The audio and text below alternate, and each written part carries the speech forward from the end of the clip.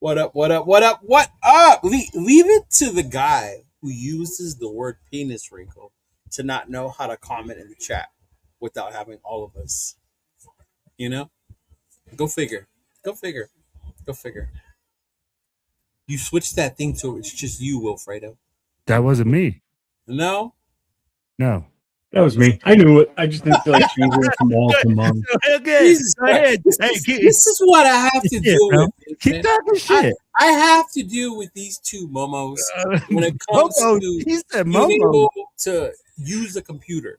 Or, it's ridiculous sometimes, y'all. Yeah. Like, thank goodness for ChatGPT, because that has, like, brought Jeff to a whole nother level where he thinks he's a graphic designer now. But, yeah. Wow. Bro, this guy's just talking all sorts of shit today. Am I lying, though? Little does he know I use Canva for most of my stuff now, smart ass. Oh. I bought myself Canva and some other shit, too. So. And why? Because someone told you that everyone's shit's starting to look the same? No, I just was at the point where I'm comfortable with it now, and I can use it a lot better. So, anyway, welcome to a lot in a year of the most notorious podcast. I am your host for today, Chidolinus, and I got my brother with me next to me, Fire Marshal Bill himself. Fire Marshal Bill. And then we got the Tigger himself, Raider Will, at the very end over there. Yeah. Mr. Energetic. Right? I'm surprised, he didn't go crazy. Like, no events this weekend, you know how he loves those events. So. Oh, but me, bro. What are you talking about? I don't have the Cheeto Lounge. I don't have. No. Just because you don't have the lounge or the popularity doesn't mean you don't like them. That's fair. Okay. All right, there we go. Yeah. Because we know you love them. But anyway, happy belated, right? Happy belated birthday to you, Will. Oh, thank you, brother. I saw they threw you a barbecue, right? Yeah. Yeah, how'd that go, man? You know how what your birthday was, big dog. Oh, the birthday's always fantastic. Yeah, Velvet. I always say like this. I'm like, as you get older, man, you start appreciating just the time that you have with your family and the people. You're not that old yet. What's that? You're not that old yet. Where you got to start. No, bro. But at the same time, I have had you do have your friends that are like have passed away, and especially these last couple weeks, you guys have seen it, man. Raider Nation has had a lot of people passing away. So it kind of gives you that time to reflect and be like, hey, man, be thankful for what you got, that you're still here, that you're still ticking. I mean, like, I made it to the age further than both my grandfathers did. Both my grandfathers died of cirrhosis of the liver at 42. So I would explain your sobriety, my brother. Yeah, so you think about things like that, and I'm like, man, I am in a stage that I've lived longer than both my grandfathers. My dad's the longest living dude that we've had for a while. So I'll be like, you're just thankful, man. And I spent it with the fam, and people do things for you, and it makes you feel good, man. And at our age, bro, let's be real. We stopped counting a long time ago. I expected a little bit more upbeat story about your birthday, and not so depressing. But hey, grateful, grateful, big dog. Yeah, hey. God damn. Like, no, I'll be like, and I always try to keep the birthdays a ditty, man. I'm like, I don't try to go all out. What? A ditty? It's a ditty. Just chill. What's a ditty? You use the word ditty. Ditty. Ditty. Wow. Yeah. Is that like a Colorado thing? Maybe it is. I don't think I've ever heard that word. You, Jeff? No. No? Nope. Like, it's just chilling. Anyway, happy birthday, big dog. Let's check in with the chat because we appreciate each and every single one of you, especially our boy Raider Travis, always supporting, always in here, everyone's chat, always sharing the lives as well. I appreciate you, big dog. I see you. Yeah. I know definitely he was in Madera. I think there's definitely not one event that goes by without seeing Raider Travis there. But shout out to you, big dog. I'm glad to see you. Raider Ryan, what's going on, brother? Salute to the nation, right? How are you? No, yeah, see, ticking. It was not me this time. Sacktown Raider Mike, what's going on, brother? My brother from a dispensary, brother from another mother. What is going on, homie? It's been a while. I should go get. I haven't got vapes in a minute. I think I slowed down. Yeah. Yeah. What's going on, Velvet? Welcome to the show. Appreciate you. Gio, what's going on? What's going on? Gio. Do you still have that sound in here? Yeah. Which one? The Raider one? Raiders. There you go. Appreciate it. Hey, what's going on? The Notorious 3. Now we're the Notorious 3. Which What's up, Jason? I was going to wait, but we do have an announcement. And I forgot to do this to the thumbnail, and I was going to do it. But we have decided to re-add a fourth member to the show. Oh.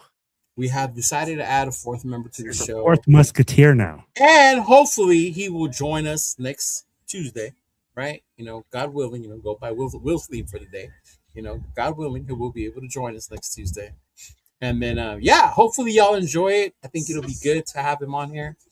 Yeah, so definitely look forward to that. Yeah.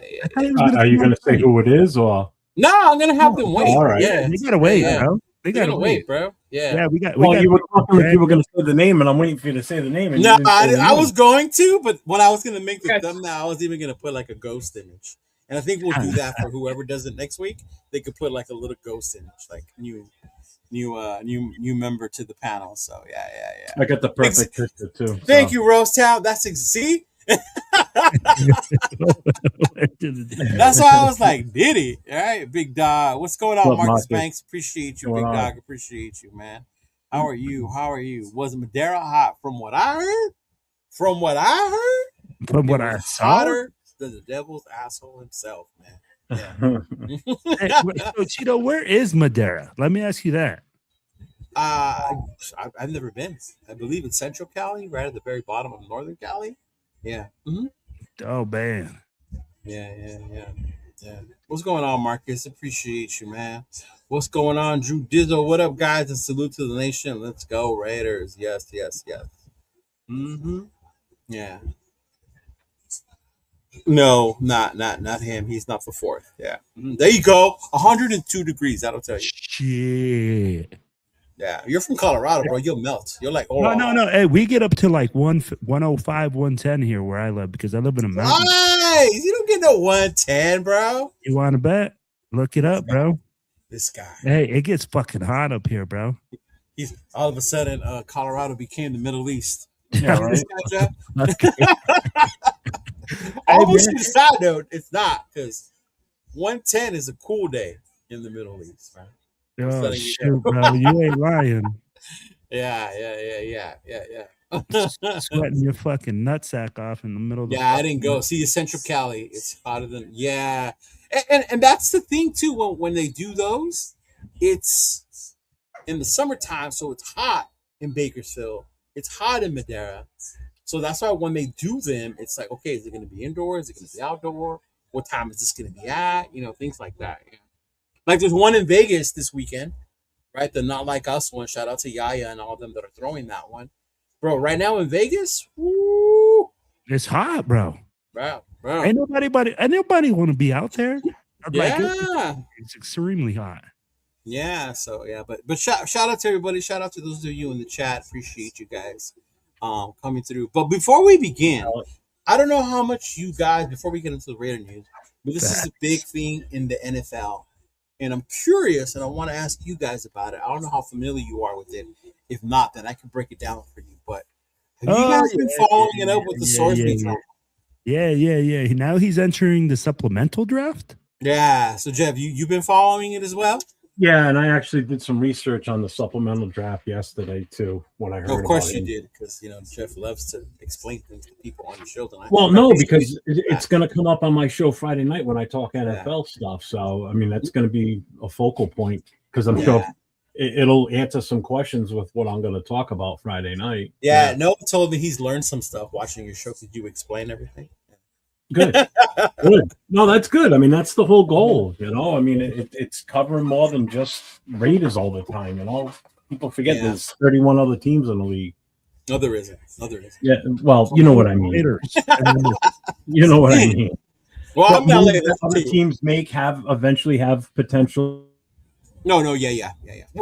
On us too, especially in our own division. If you're not aware of it, Which is why I brought it up, because him entering the supplemental draft, and if those of you who don't remember, the last time the Raiders actually did that, we took Terrell Pryor in the supplemental draft, right? We gave up the 3rd round pick to take Terrell Pryor. But Justin, who looked it up, you want to explain to everybody what the supplemental draft is and what it is he's entered? Basically, what it's not, because a lot of there's a misconception out there. A lot of people think, oh, well, because we had the first pick, we get first shot. That's not how it works. It's an open bid, is how that goes. Mm-hmm. So if there's players available in this draft, you have to bid future draft picks. Basically, is what you do. So if you want to take Sorsby, you have to put in your bid. So if you think you want him, and let's say the Raiders want to give up a 3rd round pick for him, but it's going to come out of the 2027 draft. So we would lose our 2027 3rd round pick to take him in this year's supplemental draft. We did this years ago with Bo Jackson, if you remember. Mm-hmm. That's how we gave up that pick to get him. But it was like a 7th rounder that Al gave up, though, right? Yeah. Al was like, I'll just throw a 7th rounder out there. Like, The rest was history, obviously. Yeah. So, I mean, there probably will be some teams that are going to be interested in doing this. So now if a team offers, they say, well, we think he's worthy of a 2nd round pick because he's going to be one of the top ones more than likely next year. So if you can get him this year and only use a 2nd rounder or a 3rd rounder, that's how it goes. So it's a lottery, basically, is what it is. Now you're getting so ahead. That's kind of how that works. I can explain a little bit better. I read into it a little bit, but not enough to. If I would have known you were going to talk about this, I just brought it up just so people know what it is. So it's not like how people think we have the first right.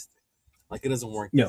The only reason I bring it up, one, is if you're not familiar with him, Texas Tech quarterback, right? He was the one that got busted for gambling. Yeah. Right. Yes. Betting the over, right? Betting the over on his team, on his fucking team. And those of you who play sports or know about sports know that's a huge no-no, right? It's a huge taboo, bro. Huge thing. I mean, Pete Rose is turning in his grave right now, right? Right now for the last year. Mind you, we live in 2026. These apps, these things basically own the damn league now, right? With how much promotion you got.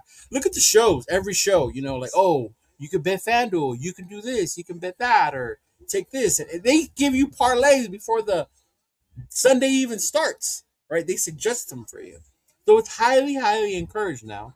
And then they throw in their little disclaimer on the bottom, bet responsibly, da-da-da-da-da. Yeah, and the 800 number for gambles and missing. But what makes Sorsby even crazier was the NCAA took sanctions against him, right? And they were going to not let him play this year.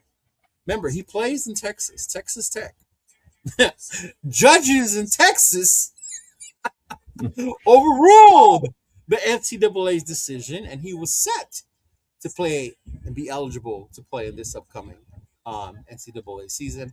Of course, since then, a lot of the other teams in the Big 12 were threatening to file suits, things like that. Because in actuality, I didn't like that they were going to let him play, basically, bro. I thought it was wrong, right? You got busted. The NCAA put their sanctions on you. You found a judge who loves your school, wants them to win. Obviously, Texas Tech invests a lot of NIL money on that squad. We saw it last year, right?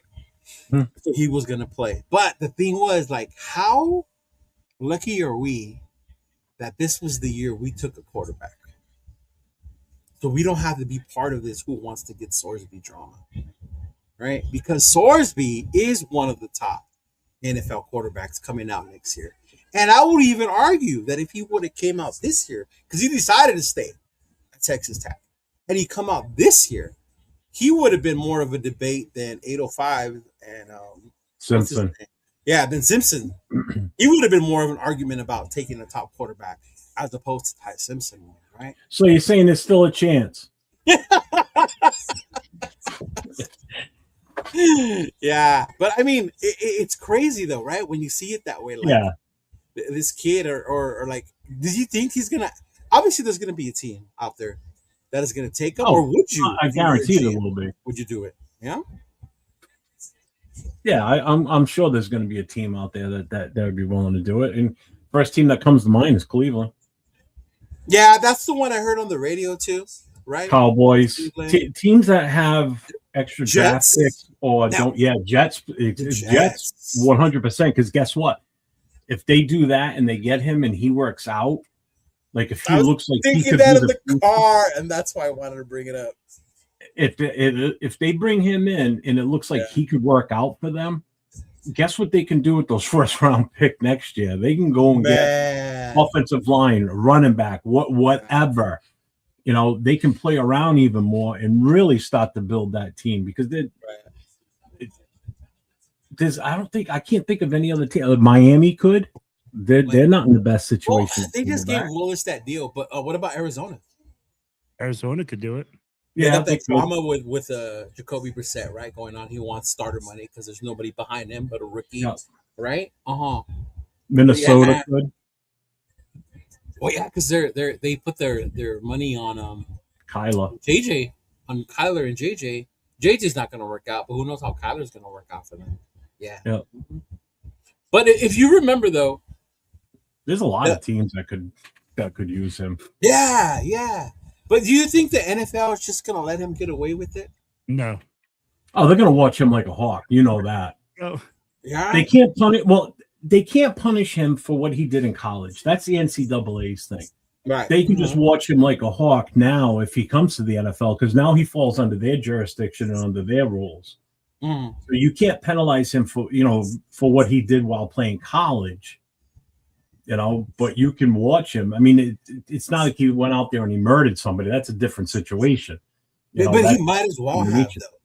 Because if I'm a fan, right, and I'm watching Sorsby play, and he overthrows the ball, and in my mind, I'm like, bro, did you do that on purpose? Yep.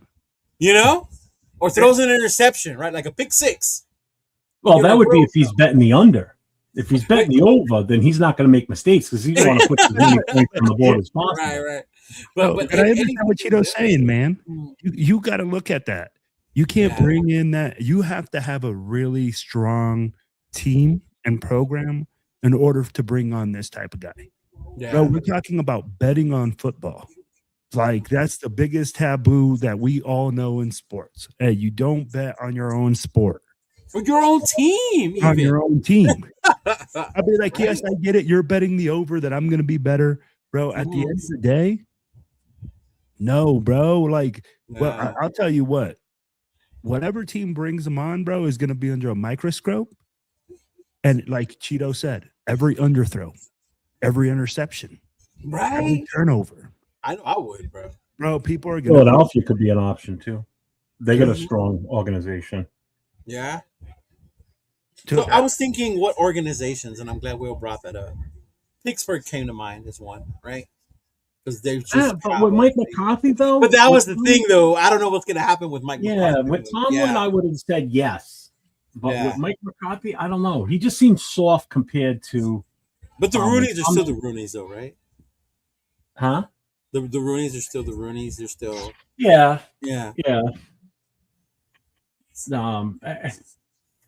But getting to the game, what's the difference with some of these players that actually do fantasy football too? It's still a form of gambling. True. I get if you're Ashton Genty, why would you not pick yourself? Because you might have let Pete Carroll or. But I think those fantasy ones are different because you're not putting it on actual sports book where it's like if you're in a money league, it's usually within friends and stuff like that, as opposed to gambling. Now you're paying to the option of possibly winning. It's still considered gambling. Yeah. If Pete Rose gets into the freaking Baseball Hall of Fame, then I'll start talking about guys getting in for betting. Nah, baseball is a whole nother animal because that's corrupted itself for how long it takes certain people. So is FIFA. So is FIFA, bro. Mm-hmm. If we're gonna talk about it, like all these kickball championship going on in the country right now, yeah. Oh, so I thought about this one, bro. Like if there was one team that's kicking themselves in the ass on the draft, it's probably the Rams. Because if they didn't take Simpson with that 13 pick, if they would have took someone like Kyle Lemon or whatever wide receiver, right? Yeah. And then this came up about, how they feel about their picks. They might have been like, Sorsby, get over here. And that would have been even scarier Because to me, he's the better prospect than Tyson. Yeah. The only bonus with Simpson is you got him on a 5-year possible because and that's the thing why you take him in the first round. Yeah. I mean, because other than that, they would have had to have either moved back later in the first round and still take him with, say, the last pick in the first round, or take him in the second and they don't get that 5th-year option. But there was that risk that maybe, I don't know, another team might have wanted him in the middle. Yeah. Yeah, man, I can't believe like the balls on that kid though, right? Like I think it's funny, but yeah, I thought it was funny at first. I really did, but then the more I saw it, like this motherfucker just don't give a fuck, and he's getting whatever he wants, and not being held accountable by anyone. And that's the biggest thing, bro. These fucking coaches in college are failing these fucking kids. Yeah, let's be honest, bro. By him not being held accountable, we're fucking failing these kids to go up there and fucking do whatever the fuck they want. He's going to go to the NFL. This is the thought process, right? If he's doing this in college, you think he ain't going to do it in the NFL? You think he's not going to bet on the side and think that he's fucking untouchable? Oh, yeah, bro. I know. I would. Shit. You know, you're giving him like NIL money. What happens when you give this motherfucker real money? Yeah. Hey, don't call NIL not real money, bro. These kids get millions. Well, yeah, but I mean, like, you know, NFL money is a little bit different. You know what I mean? Because I heard like the rookie contracts, and I was like, man, some of these kids were making more things in college getting NIL. Yeah, that's why they stayed. Yeah. But you know what? I'm glad you said that though, Will, because that's gonna transition us to the Raiders. Unless y'all got anything more thoughts about what's happening with Sorsby, the gambling thing, NCAA, NIL? No, I'll end up talking more about it on Friday night. I was gonna tell you that if you do that on Friday, I got to see where I'm at Friday. Maybe I'll join you. You start talking about NIL in college and all that shit. No. Yeah. Oh yeah, bitch. No. I'm gonna call in. There you go. And then when your 2 minutes are up, I'll just hang up on you. But I'll do it like in Miss Doubtfire. I am bet. I want over. But yeah, but with that being said, well, like how you said, a lot of the coaches in college are ruining these guys, and I think it goes back to our off season so far, right? Our OTAs, our mini camp, stuff like that, and Kubiak, and our GM. Shout out to him by going out and looking for the kind of players they want to bring to this team. Could you imagine coming to Vegas? And you have a gambling problem already? And then you come here in Vegas? Well, people not here in Vegas. Over there where people live in Vegas. But you know what I mean? Like, that, man. They already say shit with people who have substance problems, right? When they go to Vegas. Like, it's already a risk. But yeah, I mean, to me, it just shows, like, how when you look at the players they brought in and who they drafted, like, they said it themselves, right? We didn't draft needs, we drafted football players. Yeah.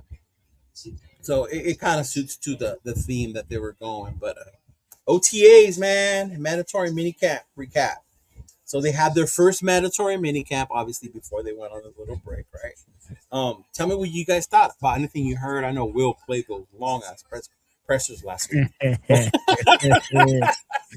So now that we've had time to soak all that in. Make sure you get it in, motherfuckers. Like, Jesus Christ. I think it just ended 5 minutes ago. But I mean, obviously there were other ones. I gotta put you out of work. There were other ones.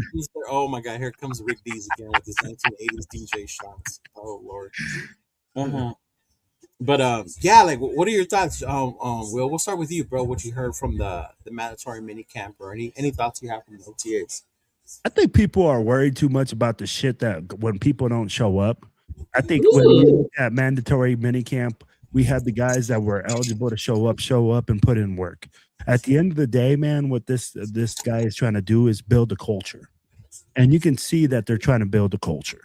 Right. And establish a precedence. I mean, like, people might not like it. Some people go like, oh, this is collegiate shit that they're bringing back. We're taking off the logo.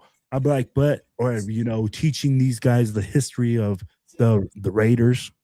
They go like, oh, well, that doesn't matter with football. But you know what? These guys are trying to build a culture. They're trying to build an understanding of what it is to wear that shield. And when you're doing things like that, I think it's a good thing. At the end of the day, bro, like, you have more pride in an organization that takes pride in knowing where they come from than freaking working some fucking random company that you just go and, hey, man, I'm a fucking Raider. Do they know what it means to be a fucking Raider? No. So now you're teaching it, you're showing it, you're setting precedents, you're saying, hey, man, there's nothing that's bigger than the whole. Than the what? Than the whole team. Oh, you said the whole. Me too. I'm like, you going way Diddy on us today, big guy. No. Nothing's bigger than the whole. It's bigger than the whole team. Okay. And they're looking at it like that. And I know a lot of people are going to say, hey, looking into the Fernando Mendoza situation.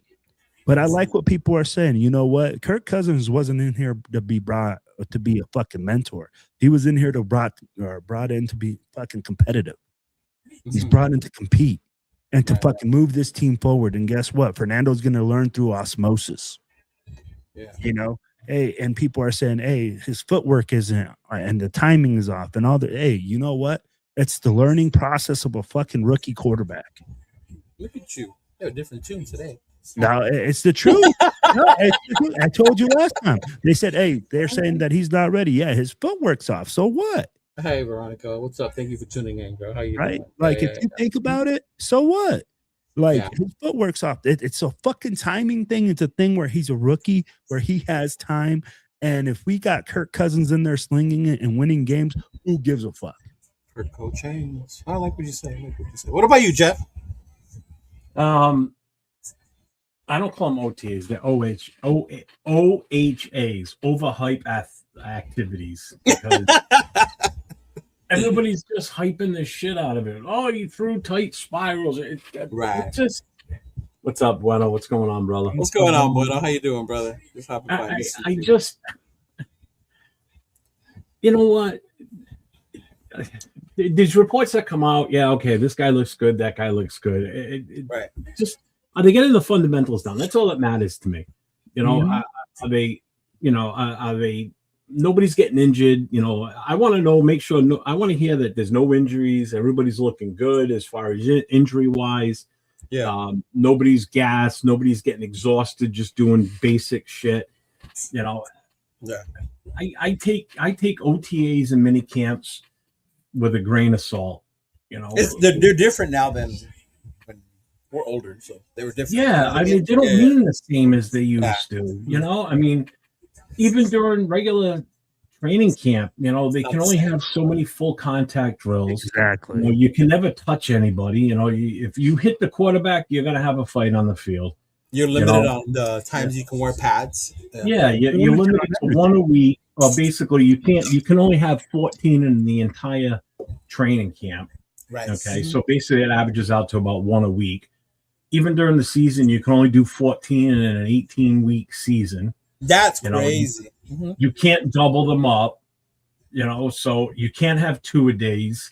Yes. Oh, you can have 2-a-days, but one of them you cannot do contact both morning and afternoon. I mean, I get it. I get for the health and safety and everything. So it's just annoying. You know what? The one thing I can take from OTAs and all that is how the kickers look, because you can't fuck up a kick. You know what I'm saying? It's like, I mean, yeah. But I mean, is he kicking them through the uprights every time? Is he shanking them? How's AJ Cole looking? Is he nailing those coffin kicks? Because he did such a great job last year with it. Is he working on his craft when it comes to that? How are the guys handling the ball on stuff like that has more of an impact than just running a little simple route with no defenders on you, no pass rush on the quarterbacks. I mean, I can go out and play catch with the neighbor's kid in the backyard and hey, I'll submit this game film because I look just as good as so-and-so throwing the ball, and this kid 5 years old looks just as good catching the ball as Trey Tucker. And the same. Especially the ones you do the 7-on-7 flag football leagues. Yeah. Yeah. But speaking of kickers, and I'm glad you brought up the kickers. But I had seen video clips of the Tokyo Hotel kicking it Okay. from the 48-yard line, right? Kicking it from the 48-yard line through the uprights, maybe like 10 yards past the fucking goal. And I get it. No one's rushing at you yet. There's no games. Yeah. But the strength of this kid's leg, right? And the accuracy, the height between his leg and that are real. The thing now is he going to be able to do that in a game, you know, in the NFL level? You got these dudes rushing at you, coming at you, and things like that. But yeah, the kicker thing. Mm-hmm. I mean, basically, what OTAs and mandatory minicamps are is for conditioning and learning the way that they're going to do things when training camp opens. Exactly. That's pretty much what it is. Mm-hmm. You know, kickers to work on their kicking form. You know, the long snappers to work on getting the ball to the holder. Shit like that. Yes. You know, quarterback. Yes, learning how to continuously take snaps from under center. You know. Let's see how that is when he's going to turn his back to the defense in his dropbacks. And then when he turns and looks and sees what the defense is now switched to at this point. Right. You know, where is everybody? Is he going to be able to pick up on that fast? Like when he plays Denver, like you got you know, 4 seconds might be able to process that faster based on his experience. Mendoza may not.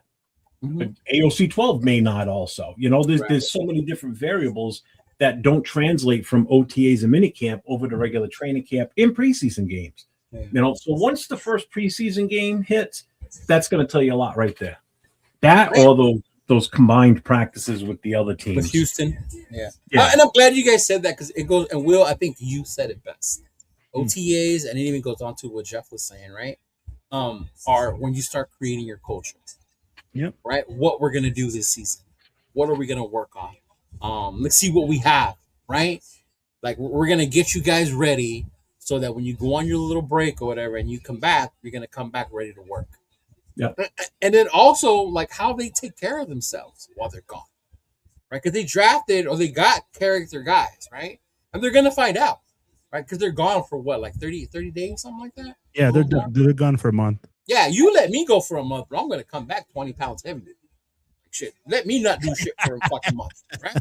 I'll be in Mexico eating tacos and mariscos and all that bullshit. I don't come back hella heavy, right?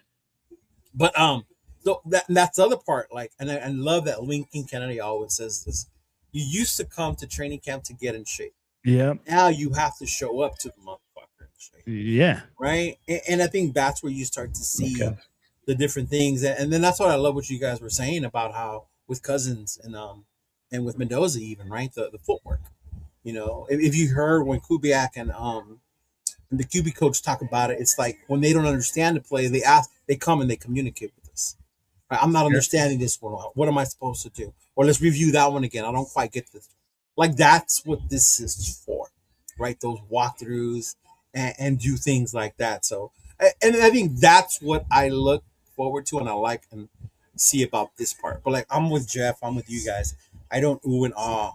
I like, oh my God, Genty looks faster, right? Or like, oh my God, look at the spiral that Mendoza threw. You know, like, oh my God, Kirk Cousins is out there leading these fools. Or look at Aiden. Aiden's finally standing upright. Yeah, let's go, Aiden. You know, like shit like that. You know, I don't put too much emphasis on that, and it's more like how you guys said, right? And I think that to me was the point of the show, earning the show. Yeah. Right? Are you going to show up every day? They're battling to see who gets there first, right? They're trying to beat Max Crosby to see who gets there to the building first, who's the last one to leave. So you kind of do those things with one another, and I like that they're doing that right now to create that culture thing amongst that, right? But there was one thing I wanted to ask you guys about as far as the mandatory minicamp, because everyone did show up, right? But Nakobe Dean, unfortunately, does have a history of injuries, right? Mm-hmm. And he wasn't out on the field. And because we are the Raider Nation, we are extra. You have folks out there freaking out about his injury. Maybe they're lying to us. It's more serious than we thought. Or like, we'll start with you, Will, since you're already bouncing like a ticker. I mean, like, hey, this is what are your thoughts on the Nakobe Dean not being on the field situation? Who cares? Wow, he's not on the field. It's OTAs. Oh shit! Like, what in the fuck is he gonna learn out there that he hasn't learned before in an NFL locker room? You know, like, hey, is he in the facility? Yes. Right. Does the team know that he is injured and he's dealing with some stuff? Yes. So when it comes to it, you look at all those things and you say, hey, it doesn't matter. Like who cares that like freaking we're sitting there talking about, hey, no, Kobe Dean's freaking injured. He's not at practice. Right. It's not a big he's there, but he's not on the field.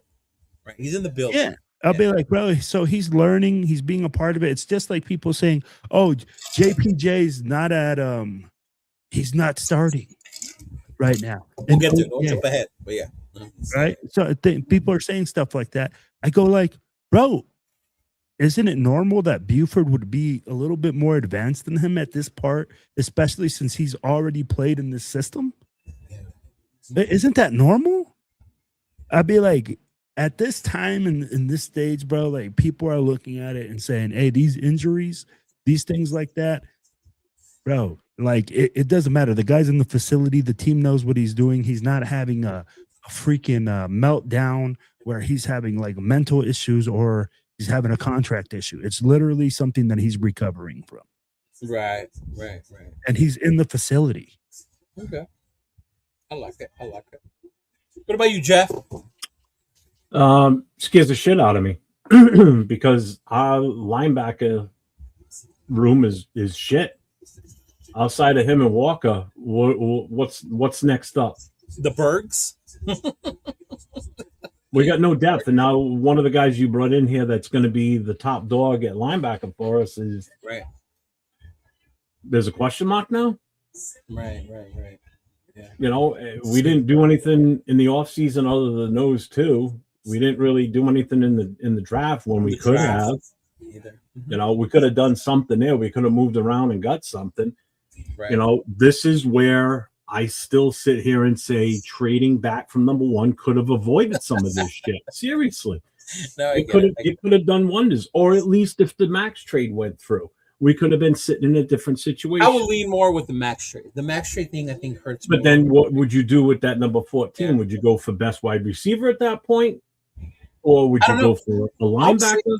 Would you go for the best corner? They're not taking a wide receiver. I don't think they would have taken a wide receiver.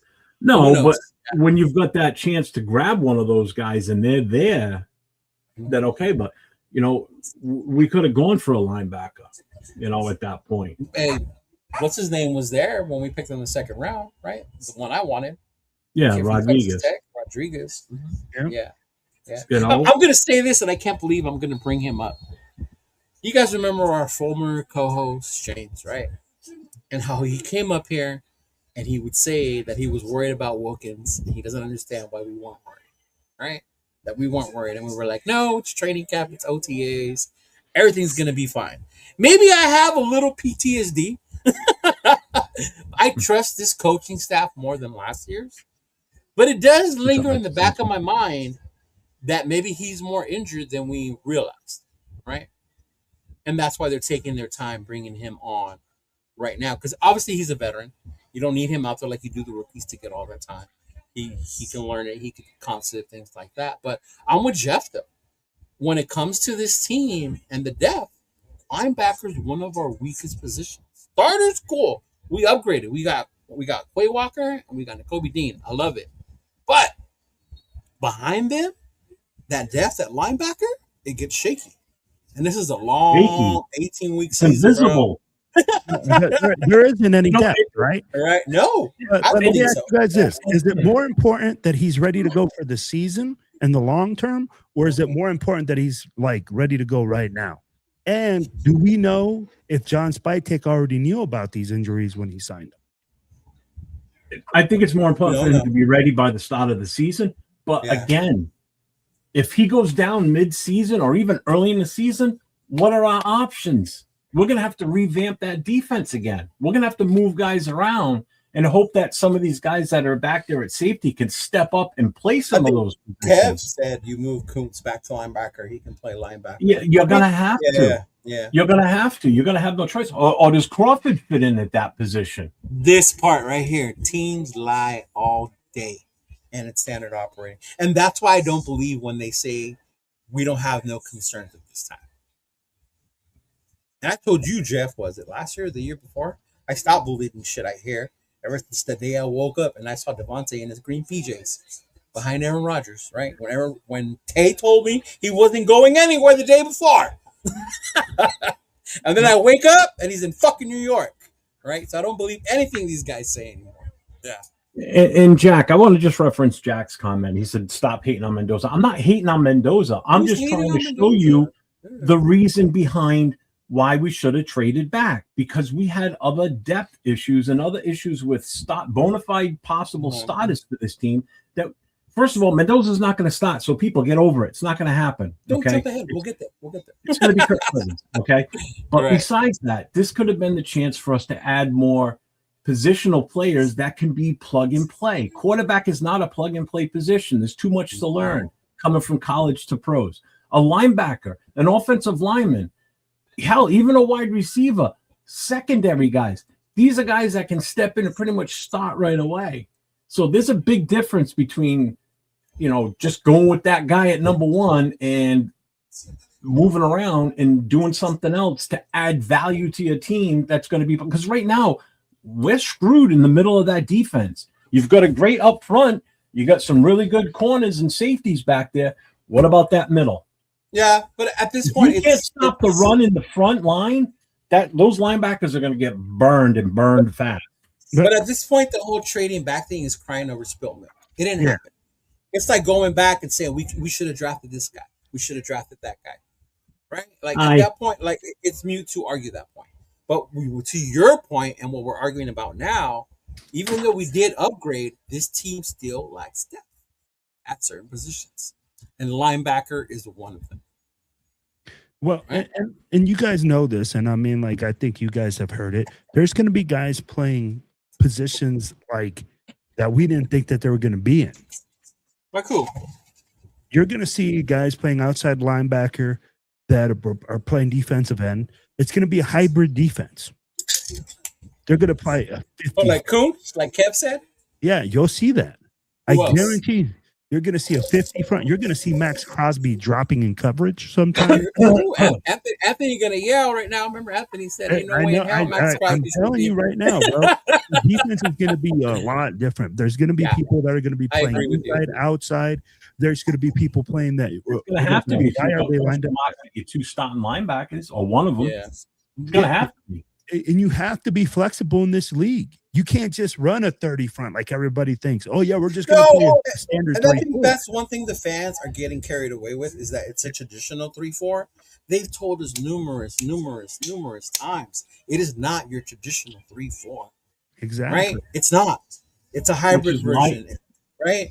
Which is why the linebackers... right, which also proves the point as to why we traded out of that number, the second round pick, and we didn't take McDonald, because if it was going to be a true 3-4, we would have gone for that bona fide nose tackle. Yeah. So once we passed on that, and I'm glad you mentioned the nose tackle and the wide receiver, and we'll get into why I think we passed. But there was one more player, and I saw this all over social media, and it's driving me absolutely crazy, right? And why I was doing the overreaction needs to stop. Gerard McCoy. We know who Gerard McCoy was. He's our diamond in the rough, the kid we drafted late, first round talent because of injuries, right? So you see it all over social media. And these are Raider fans. This ain't the media. These are Raider fans that are saying this. That this regime's already lying to us because he wasn't out there on the practice field, right? And shit like that drives me absolutely nuts because they're like, they need to tell us the plan. And this is where I want to tell Raider Nation, if you listened to the first time they talked about him, they told you the plan. They told you Alex Guerrero had a plan for him, and they were going to bring him in slowly. Right? Just because you saw him out there on the grass one time doesn't mean you're going to see him out there all the time. right? Just because you don't see him on the grass. I'm honestly one of the ones that if he doesn't play this year, I'm not going to be mad. Because I see the talent this kid can be, and I'd rather him be at 100% before we throw him out there, right? But this whole thing, like they're lying to us, Sharon McCoy, it was a waste. We shouldn't have took him. They have a plan. Even to what Lorenzo said, are we ever going to be happy? Are we ever going to trust the coaching staff and the regimes we bring in? Right? We have to trust that Kubiak, Leonard, Spytek, AG, Alex Guerrero, right, are going to do what's best to bring that kid along. Lorenzo, ask that question after the season's over, and then we'll tell you. Are we ever going to be happy and celebrate what we have now? No, and to Lorenzo's point, and I'll bring it up because, and I think when people hear us with concerns, they think that we're not happy, and it's not that we're not happy. No, it's just there's legit concerns. Yeah, do I think we're a better team than last year? I think so, Jeff. And until proven on the field, we're still the same team as last year, regardless of who we added. Okay, Will? You still have to beat last year's to be better. So that's how I look at it. This is still to be determined, right? Okay. Because we still got to look at the proof in the pudding. But are we going to say that we haven't addressed key issues that we had? Yeah, but we also have other ones, right? And again, this is where we'll see the proof in the pudding. Now, my question is this.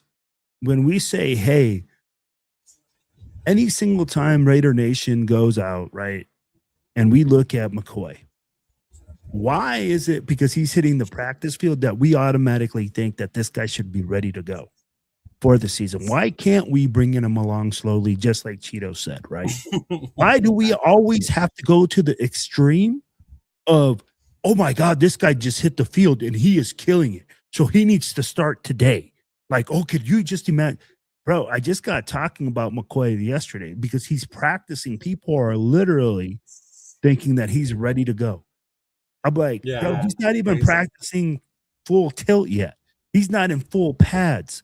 He's not doing contact drills. He's not doing any of that stuff. And we expect this guy to be ready to go and cover top flight wide receivers because you already know if he gets burned one time, oh, that guy sucks. Oh, man, we need to bench that guy. He's fucking trash. Why did we draft him in the 4th round? Yeah. You guys already know this. Yeah. But even to add to the overreaction, and Jeff, this is your turn to shine. Mendoza. People are adamant that because we drafted him number 1, he should start or needs to start week 1. Well, if you want the utmost value return on your number 1 investment, then yeah, I kind of agree with that. Mm-hmm. But 2, no, because you don't know what the rest of this team looks like. You don't know how well this offensive line is going to be. You don't know who's going to be what for wide receivers. You don't know the full situation of what's going to happen with this roster once they get into a game. So if everything starts off shaky, then let Kirk Cousins and AFC 12 take the bumps and the bruises. Let them take the hits. If you rush a player out there too soon, and he's horrible out there, and not necessarily just him in general. Yes, he would be part of the horribleness, but also would be the offensive line. Receivers can't get open. They can't run their routes. You're going to kill this kid's confidence. And that's what ends up happening. Look what happened with JPJ, all the messing around with him last year. I know we're going to get into JPJ too at some point. Next, actually. Yeah. So there's so many things that just you need to see how this team's going to be first before you just throw this kid to the wolves. I don't care who the quarterback is, Mendoza or not. Right. That's how I feel. So should he start right away? I'm 2 sides of this.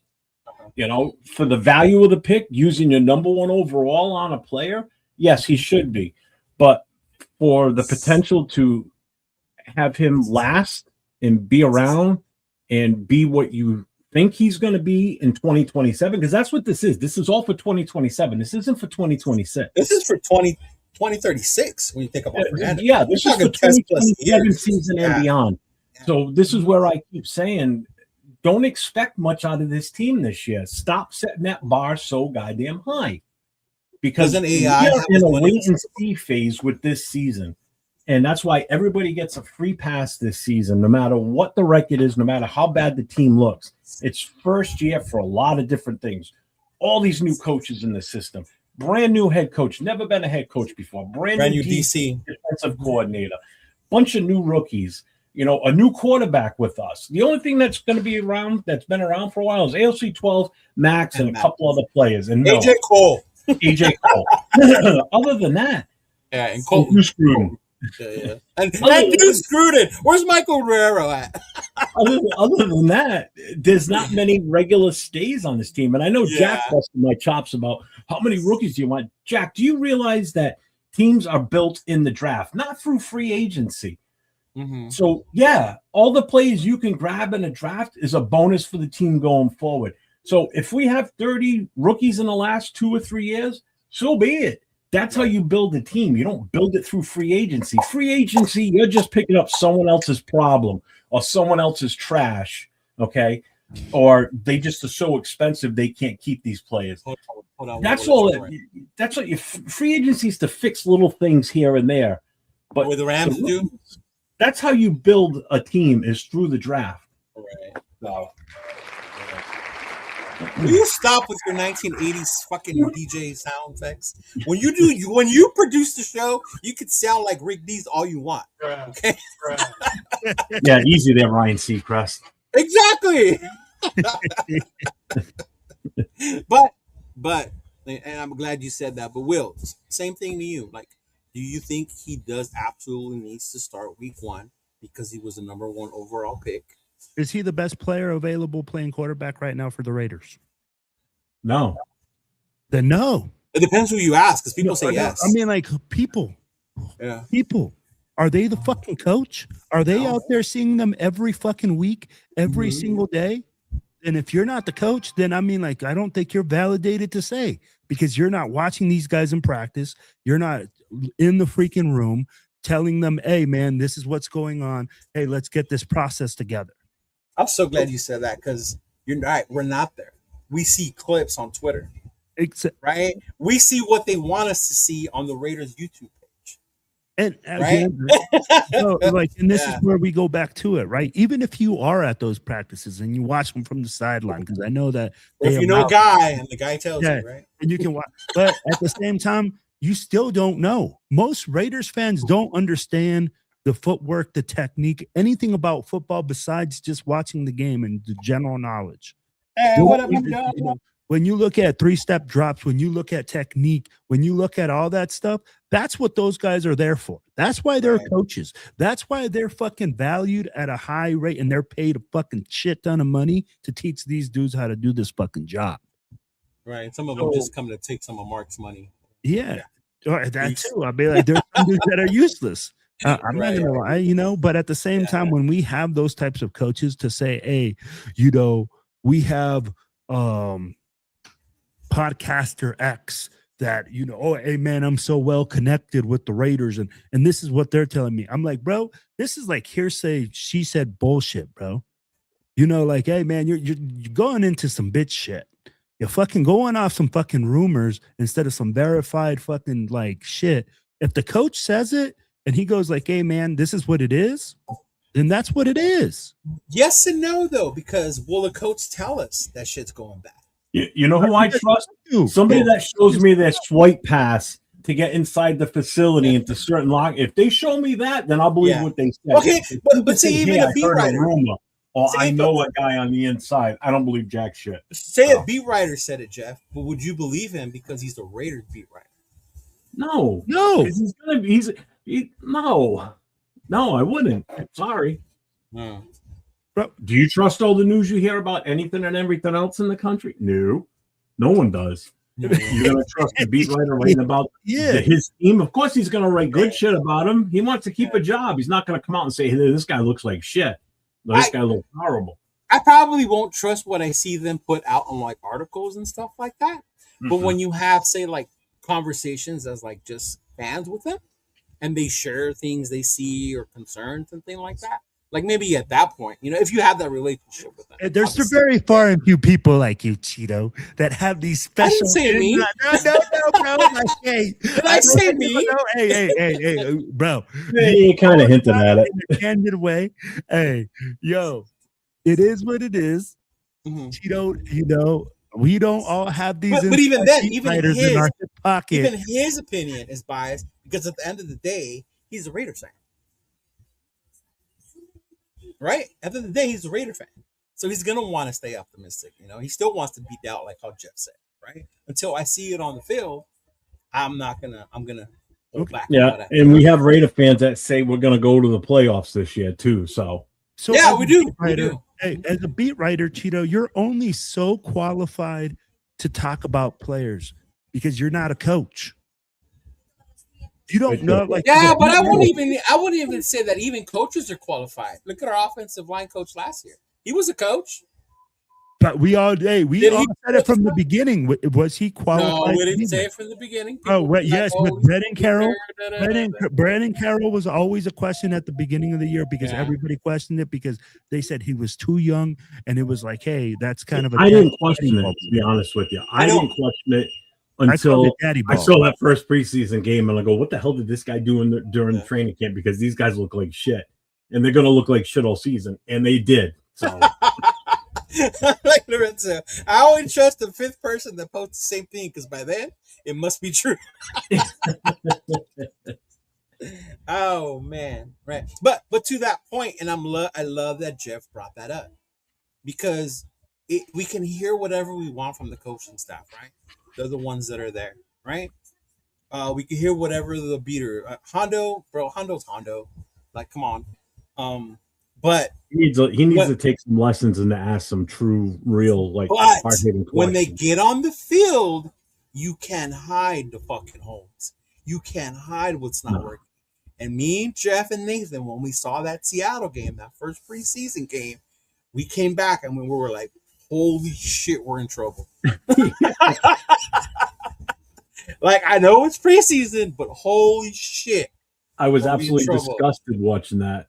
And I mean, everybody knows how much I love the offensive line. And when I saw how that game looked, I just sat here watching it going, oh my God, what the hell was that? And then again, I know I keep saying this, but it still rings true. His following press conference on Monday, what he said, he lost me at that point because up until then, I was in Pete Carroll's corner. After that press conference, I wouldn't have cared if we would have fired him right after that press conference. I would have been fine with it. Holy shit. When he went up there and they asked him if you were going to identify 5, and he said, we'll identify those 5 however long it takes. We were like, what? It could take days, could take weeks, could take months into the season. The whole season. Bro. So again, Will, to what you were saying, the coaches are the ones that know, right? Yeah. You see where a doubt comes from as Raider fans? Because even the coaches we have proved to us that they don't know what the fuck. I get what you're saying, but at the same time, I mean, like when we're talking about this regime, right? And this is where even this regime, to Jeff's point, it's unproven yet. It's unproven, but we can't hold other regimes' fucking faults against these guys. No. You know what I mean? And that's where I'm looking at it. It's a fresh start. You're looking at it as we just took on a new employee. Just because your previous employee was a total fucking jerkwad doesn't mean that this guy is not going to be doing his job. I'm not laughing at you, Will. I'm laughing at Demote's post in the chat. I'll see it right now. What did it say? I'm sorry. You don't need to be a coach to know something's bad. If I go to the doctor, because I already know, and he tells me to pull I'm like, you're the doc. Oh, that's a good. I love our chat. Shout out to our chat, bro. Shout out to our chat. The difference with this current coaching situation, like I'm just gonna look at the offensive line. The current situation with this new offensive line coach coming, he has a legit what do you call it? Track record. But we thought about Pete Carroll with that too. That Pete Carroll had a track record of being a winning coach, Super Bowl winning coach, NCAA national title games, and it all went to shit. But Rick Dennison does have a track record of improving offensive line play and working with players. So I have a lot of hope for this offensive line this year. But I'm going to reserve judgment until I see either a preseason game or week one. In week one, I'm going to be there, so I'm going to get to see week one right from the start, just like last year they were here in New England. So, yeah, and I get that, and I think what's different this year's regime that I will say, even though they still have to prove themselves, these guys were put together by the head coach. Yeah, they weren't forced to work together. When you think about all the bullshit that came out about how Chip Kelly and then Brandon Carroll being the only one, like, why the fuck is he here? Only because he's your son. Like, all that shit, that went down last year. Like, you don't see that this year. Kubiak has his guys, He's got the O-line coach. He's got the quarterback coach. He got the guy who wants to be his offensive coordinator. He interviewed Robbie. Robbie proved to him, you know what? I know these guys. Let me take a shot at, all right, Robbie, you take the defense. Right? Do what you want to do. Because even that came out, right, about how Pete Carroll wouldn't let PG play the defense that he wanted to last year. It was all cover three or a hybrid. It was all. So, in that sense, as far as the coaching, I would say it's a lot more stable this year. But, yeah, they still need to prove themselves. But, Jeff, the O-line. The motherfucking O-line. The motherfucking O-line, right? And I think this is more important even than Mendoza or Genti or the wide receivers. Yeah, because it all starts there. And if you don't believe that as a Raider fan, like, just think about what we went through last year, right? Yes, Geno sucked. Yes, this and that. But that O-line was fucking horrible, right? And if you don't remember the Philadelphia game, how those dudes looked that game, like, oh my God, that was so bad. Jeff remembers. Jeff remembers. I froze my ass off watching that game in the stands. My nuts still have frostbite on them. Right. But depth chart that was disgusting. Right. So I'm glad we brought up the O-line because obviously, and it goes back to I'm gonna wait till they put on pads and play.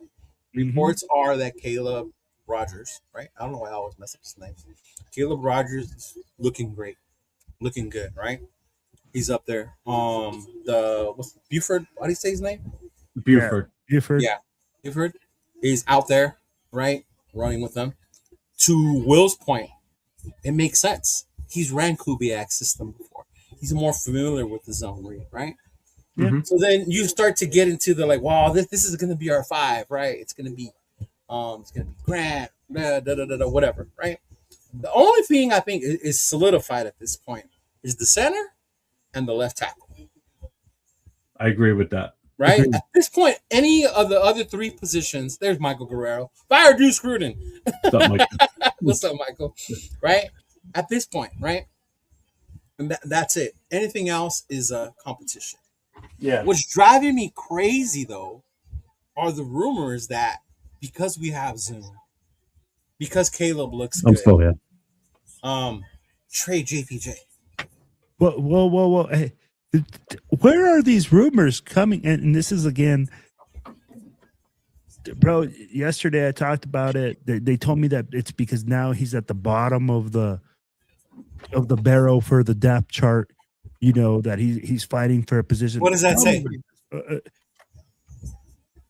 JPJ needs to play ball or move on. So it ain't the media saying trade JPJ. It's the nation that's saying trade JPJ. And before I let you and Jeff get on that, I want to tell you why it bugs me. Right? Say that Zune, Buford, Rogers, they do beat out JPJ for the guard position, right? So they do beat him out. To me, you still don't trade him. Because what have we always been lacking for years is depth on this offensive line. It's a long fucking season, bro. Once we lose one of these dudes, it's like, oh shit. We start picking dudes off from under the bridge in Las Vegas, right? To play on the O-line. Right? Like last year we got that guy from Seattle. We were like, holy shit, right? When he came over here. So to me, it's like, why would you want to trade? So he doesn't start, right? Say whatever they decide, this 5 is going to be our best 5 moving forward. That's where we are. But to me, I still don't think you trade him away because of it. He could still be a value on this offensive line because he plays multiple. He can play on both sides, right? It creates depth. But I think that's what drives me crazy when you see things like he needs to fucking already man up or get the fuck out of here. When knowing what the fuck he went through last year. But Jeff, you're the O-line guy. I'll let you start, bro. When it comes to the depth chart, the battles, the things with JPJ, where do you stand when it comes to that, man? On just JPJ alone? You can start with him. Mm-hmm. Yeah. Because I'll gladly start with him. I've always been in his corner, but right. I remember, and I was trying to find it earlier today, but I've said on shows in the past that maybe there's a chance JPJ's not as good as we think he is. Was there too much hype on him coming out? We liked his nastiness. We liked his attitude. Yeah, exactly. But it doesn't translate to him staying on the field. Right. I will be in his corner for last year because the coaching was bad. They really messed with his head. They didn't give him a fair enough shot last year, just the way they treated him. So his confidence level, I think, dropped last year. But right. I don't agree with trading him because he could be a depth piece. And I know a lot of fans aren't going to like this either, but I think, and you know what, Ardell, you're absolutely right. He had that one good year, his rookie year. And again, it was because our O-line was so bad, and he just showed that, okay, well, he can play in this system. Let's throw him out there, and let's do this. Right. I have a feeling he's odd man out this year. I don't think he makes the starting 5. I really don't. There's talk of him being on the idea of childish, a little bit immature, just the way his antics and the way he's handling himself, I guess, is what they're saying. I really think he could be, again, I think he could be riding the pine and being a fill guy. Right. He's got the ability to play 3 positions, the 2 guards and the center position, so he is versatile. He's not big enough to play tackle, so that ain't happening. No, not happening. That ain't happening. But I really think that he's. I think Buford could start over him. To be honest with you, I know a lot of people are like, "Oh, who's Buford?" The guy's a proven starter in this league. He's had experience starting in games in way better than Kappa and way better than Forsythe's. So Forsythe, that was his fucking name. They brought him in for a reason. Forsythe was brought in because of injury to Colton Miller. That's the only reason he was even here. Left tackles are very difficult to come by. All right. Mm-hmm. So now we go and grab this kid Zune, who can also play multiple spots. How does he fit into all this? Does he move ahead of JPJ in the depth chart? We've got a shit ton of offensive linemen. There is a bunch on this list. And that's not a bad problem to have. No, it's not. It really isn't. But some of them just aren't as good as others. There's going to be some cuts, and there's going to be some guys thrown on the practice squad. My bad, real quick. Hey, shout out to Predator. Yeah, thank you, bro, for gifting the one Chidolinus membership. Right? Appreciate you, Anthony. Yeah. Mm-hmm. Hey, Money Chuck. Look at Money Chuck agreeing with you, bro. Look at that. We need every offensive line player to our disposal. Meredith included. You heard that, 805? Even Meredith. With JPJ, would he grab a nice catch in a trade? Maybe, maybe not. But probably more than likely, no. I don't think you're going to get the value back for him you think you're going to. So why would you get rid of him? I'd rather keep him than – so what are you going to keep Dalton Wagner and let him go somewhere? No, I'd rather have a proven depth guy that can come in and be – if he doesn't make the start in 5 – then he's your first man off the bench. First man off the bench.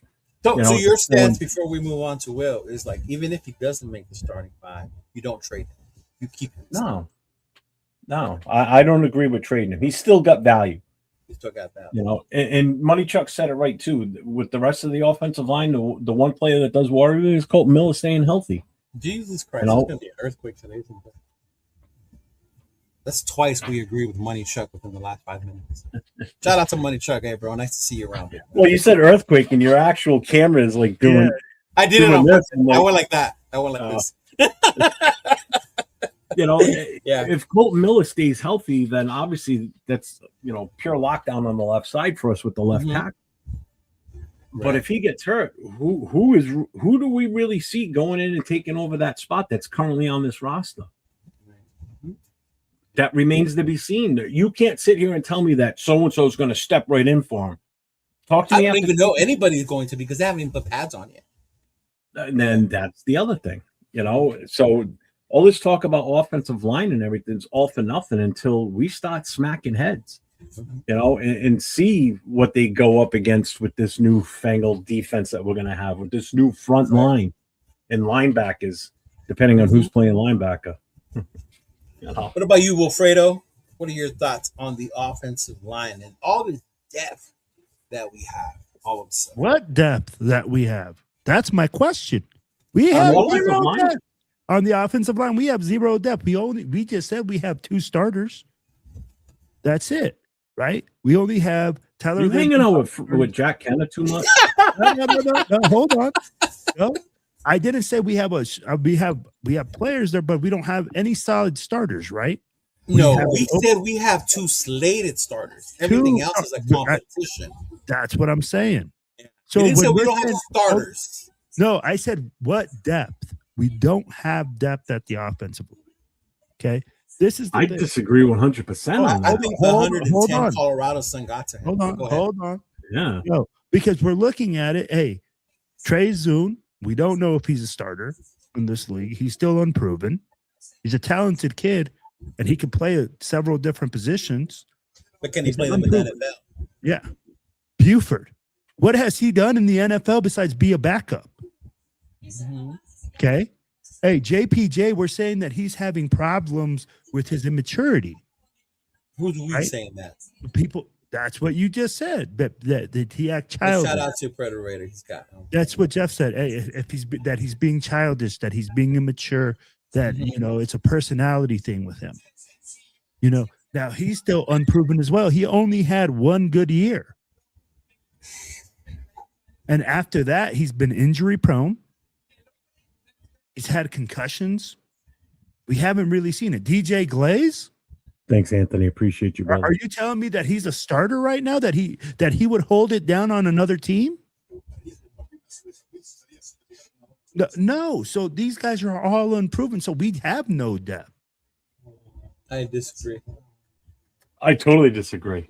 So tell me where you guys see all these solid starters that we have. Say you just said depth. Now you're saying starters. Make up your mind. Exactly. Say you use what everyone thinks is going to be the starter. I said, okay. Out of the top of our head, right? Way too early to call it, right? But just out of pure being here, right? And whatever. And I say potential. Glaze is the right tackle, right? Who do you put at right guard, Jeff? If who's the left tackle? Glaze is the right tackle. Right tackle. Mm-hmm. Who am I putting at right guard? Or you're putting in right guard? Yeah. I think Jack had put up his starting 5 up. I just don't want to go all the way back for that. Probably Buford.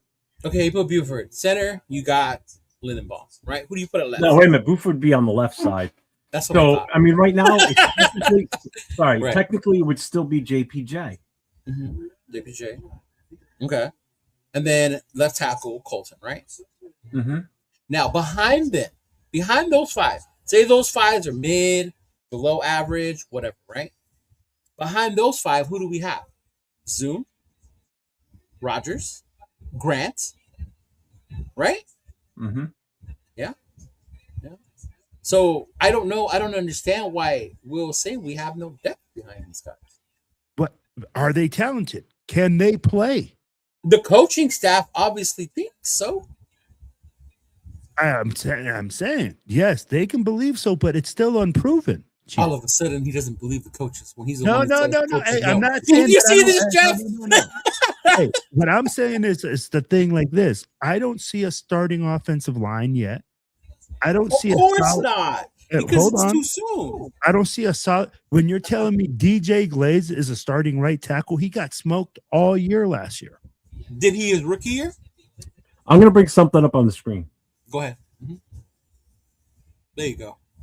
So I just put this together. I grabbed the depth chart, threw it all in there, and just generated this. So as it stands right now, this is what this looks like. If we were to play a game tomorrow, this would be a starting lineup, and then We they definitely need to improve. So you got Colton Mill at left tackle, Buford at left guard, Linderbaum at center, JPJ at right guard, Glaze at right tackle. Okay. Right. Now your depth is behind Colton Miller, Charles Grant, Kaman Missouri, and Nicholas Henning. So this is everybody that's on the roster. Yeah. Then you got Mafi behind left guard. Meredith You got Jordan Meredith and Will Putnam as your backup centers. Right guard, you got Trey Zoom, Caleb Rogers, Justin Pickett. Right tackle, you got Glaze, and then you got Dalton Wagner and Isaiah Jada. So this is the list of all can't Grant play or fight for the right tackle position as well? Yeah, if you can play left, you can play right. Yeah. Well, it depends. Some guys If can. you can play right, it doesn't necessarily transfer over to the left. You'd like to think it would, but it could. Now, I'm glad you brought this up. So I wouldn't trust Glaze at left tackle. Right. Let's say you take out Missouri, Henning, Pickett, and Isaiah Jetta, right? Yep. Unrestricted free agent. They don't make the squad, practice, whatever, right? So that leaves you with Colton, Charles Grant, Buford, Mafi, Lindenbaum, Meredith, Putnam, JPJ, Zoom, Caleb Rogers, Glaze, and Dalton Wagner. I wouldn't feel bad if that's the one we have to work with for the coaches to pick a starting five. I think I see us going into the start of the season with 9 offensive linemen. Mm-hmm. So Dalton Wagner will go to the practice squad. He's always on the practice squad. Yeah, Wagner's just a big body, but he's slow. That's the problem with Dalton Wagner. And you can't be slow in his zone blocking. True, because he's got the size and the the just big son of a bitch. So I mean, Putnam will still be around. Meredith will probably still be around. One of those might not, though, because we don't need to carry 3 centers. Well, but Meredith can play guard as well, right? Correct. So Putnam may be odd man out because Zoom can play all these positions too. So you've got some flexibility here. That's why I disagreed with Will that we do have some depth. Is it great? No, but I think it's better than what we had last year. That was my point. That was my only point. The depth is better this year than last year, 100%. You don't have Capper in here. You don't have Farham. You don't have I forgot about Farham. Yeah, he's in New England now. Thank God. I forgot about Farham. Oh my God. And Jeff, I agree with you on that part that we have bodies. We have bodies there right now, but we just don't have we have unproven pieces, right? That's why I said right now we have Tyler Lindenbaum and Colton Miller that are 2 solid pieces that we can say those are legitimate starters in the NFL. Yeah. The rest of the guys tell me on that roster that you see any legitimate starter in the NFL. But that's our whole team, though, for the most part, because we're rebuilding. We have young, unproven guys. Yeah, to be honest with you, when I look at this offensive line, do this with the D line, Jeff. Do this with the D line. Oh, give me a second. Yeah. With this offensive line right now, the way I look at this, I actually can probably only count on one true bona fide. This guy's going to stop from day one to the end of the season, and that's Lindenbaum. Colton Miller, he'll start the season if he gets out of training camp healthy, but he still makes me nervous because of his past injury history. JPJ, we have no idea how he's going to be this year, if he even makes the starting 5. Right. Glaze, I'm not too crazy about how he went last year. Was that part of coaching? Maybe, maybe not. He was the weakness on this team last year at right tackle. Mm-hmm. He gave up a lot last year, and that's just fundamentals and just not being good overall. Right. Buford, I think, could be that guy at left guard. So now it comes down to, if Glaze isn't it, do they move Grant over to right tackle? Mm-hmm. You know, what do we do at that point? Yeah. You know, we've got depth at center, guard, either side, left or right. Tackle is still one of the question marks, which is why I was such a big we get it. You supporter of grabbing a left tackle in this draft. And the fact that we didn't drives me fucking bananas. You couldn't grab everything. No, but if you're going to bring a rookie quarterback in and want him to be the future, you need to make sure you got that left side locked down with a guy that's not injury prone. You know, or if Grant is the guy, then you better give him a shit ton of playing time in the preseason to really let him prove that he can take over if, God forbid, something happens to Colton Miller.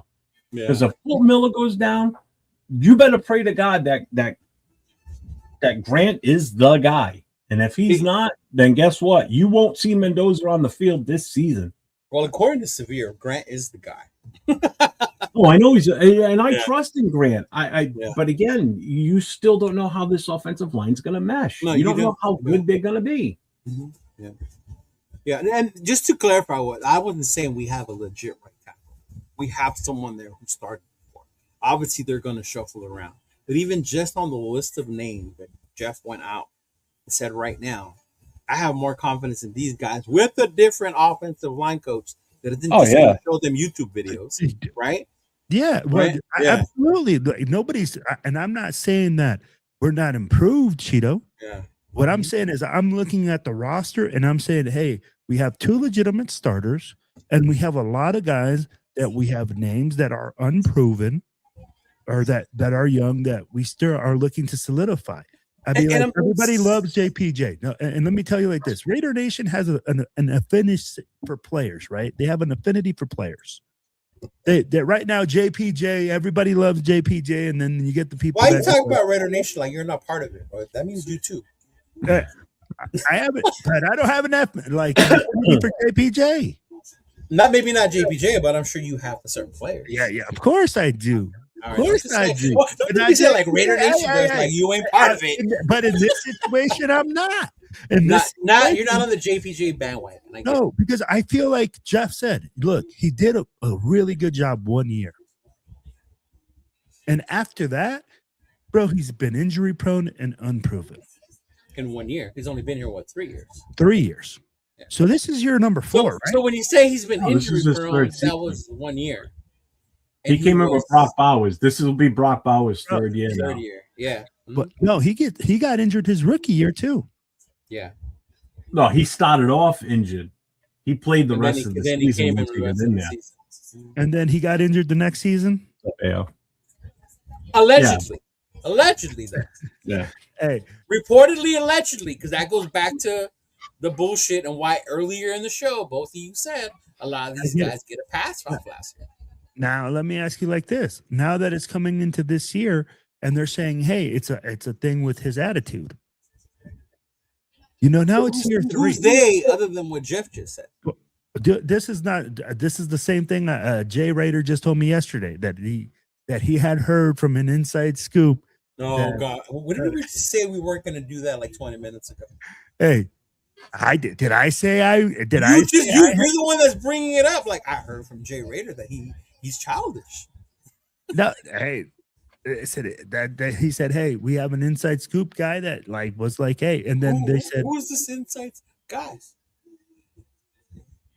If I knew this shit, hey, I don't go to verify. I'm not like the police. I'm not immigration. I'm not over here checking your papers, bro. No, but obviously you're stamping some guy's credential as what's up, Tokyo Raider? What's up, brother? It's true. Tokyo Raider, what's up, man? What's going on, man? So I'll just put it like this. If it's an attitude thing, then you know what, man? Maybe it's him. Maybe it's JPJ. I could get someone right now to come on the show or maybe on the phone who knows his family and will tell you it's not an attitude problem. Well, and I'll absolutely agree with you. You know? There's going to be people on both sides. You know who I'm talking about, Jeff? Who? Mike. Oh, yeah. That's JPJ supporter right there, man. Shout out to Mike Raiders Against the World. Mm-hmm. No, but I get it. It's still unproven. But to your point, Will, what you're saying, it's not just like that on the offensive line. That's the whole majority of the team. But look at our secondary. We have a bunch of unproven guys. Right? Our D line, besides Max and Quiddy Pay. Cheeto, there's a reason that we were the fucking we drafted #1. There's a reason we were fucking bad. We fucking sucked last year. Mm-hmm. Yeah, so, I saw that too, Tokyo. I saw that. There's a lot of freaking holes there. There's a lot of question marks for this year. There he is. There he is. It is what it is. Mm-hmm. And I get it. It's good to, but I think because of that, that's what drives me crazy. Where it's like way too soon to say that's the depth chart when we haven't even put pads on, right? Because we really don't know. We don't know. Like, what'd you say, Cheeto? Go ahead. It's way too soon to make a depth chart or say who's going to be where or who's horrible because they were bad last year when they haven't even put the pads on it. Right? I mean, the team has a depth chart right now. If you go to their website, it does show a depth chart. Because they have to. Yeah, they have to have some semblance of an order of a roster. Right. Yeah. You know, and then they work from there. You know, that's where they start, you know. I mean, this show had moving the names around on the board. This show had a different roster when we started, and we're moving names around. We're gonna add a fourth guy next week, or whatever, right? Yeah. Mystery man. Right? But yeah, I mean, I think if you can play football, you can play football, is my thing. Right? Now, did coaching have a lot to do with it? Yeah, it did as well. Right? Did the culture around last year fucking horrible? Right? You could feel it when you would go to the games. Trust me. When I went to that Titans game, like it was my birthday and I was happy, but you could just feel how bad the fucking energy was. I felt better energy from that team when we were in Houston. Yep. Than I did when I saw them play against the Titans, or when I saw them play against the Chargers, or when I saw them play against the Chiefs. Right? Shit, I saw them play against the Chargers twice because they went to LA. I won't tell you the game I saw before they went and played Houston. Right? Oh shit! Yeah. Yeah. Well, no, this ain't true. This ain't true. There was one team that won shit with bad coaching, and that was us. We went to the Super Bowl with the horrible fucking coach. Right? Because he inherited a good fucking team. But he didn't win shit. He didn't win the Super Bowl. He won the AFC Championship. You can't say that's not shit. Winning the AFC Championship, that's like getting the second place trophy, bro. And as a Raider fan, when was the last time we could say we had one of those? We fucking sucked for a long time, Cheeto. Right, but I'm just saying you can't call winning the AFC Championship shit. But it's not winning the whole shebang. It's not. It's not. Nobody remembers who wins second place. Because the coach was that bad. That's the point. Thank you. Right? Yeah. That was, in all honesty, that was Rich Gannon calling those plays all season long. Anyway, I'm sorry. So that team was a veteran loaded team, right? Yeah, that was Rich. Yeah. That was Tim. That was Jerry. That offensive line was fucking. Yeah, it might have been Gruden's team the year before, but he wasn't the coach at the time. It's just that dumbass coach didn't change anything going into the Super Bowl, knowing damn well Gruden knew everything we were going to run. And back to what Wilson, depending on what people say, there's a certain player out there, a linebacker that we talked to, that says that Callahan did change it, but he changed it the day before. And that's what threw Baron Robbins off his fucking ass. Right? Because he changed fucking everything that day before. And he woke up in Tijuana at a donkey show. And then he woke up in Tijuana. Wow. Yeah. Tokyo Radio. Yeah, that's what I said earlier. I don't know if you were in the chat already or not. But I honestly think JPJ could be odd man out and not be part of the starting five. I mean, it is a possibility. Who knows? Now, is it bad though? And that's what the next part is expectations, right? Like realistic expectations. Well, hang on. I got the defense that you wanted. Oh yeah. Let's see that. Let's see that one. Yeah. All right. Oh, it's got Thomas Booker there, huh? Because it's a 3-4. Yeah. Butler, Jonah, Max, Nakobe, Quiddy. Yeah. So the D line would be Jonah, Tonka, right? Mm-hmm. Adam Butler, J.J. Pegues, Benito Jones, Gary Smith, Brandon Cleveland, Thomas Booker. Wow. And then, of course, Max and Quiddy. I would still consider Max and Quiddy D-line. No? Malcolm Coons. Yeah. Yeah. Mm-hmm. Yeah. So Cleveland is the kid we drafted. No, actually, yeah, he was our last pick. Mm-hmm. Our last pick. Benito Jones was the guy that we brought in free agency. Mm-hmm. Everybody else, let's see, Trevor. Yeah, I don't see Lockie on here.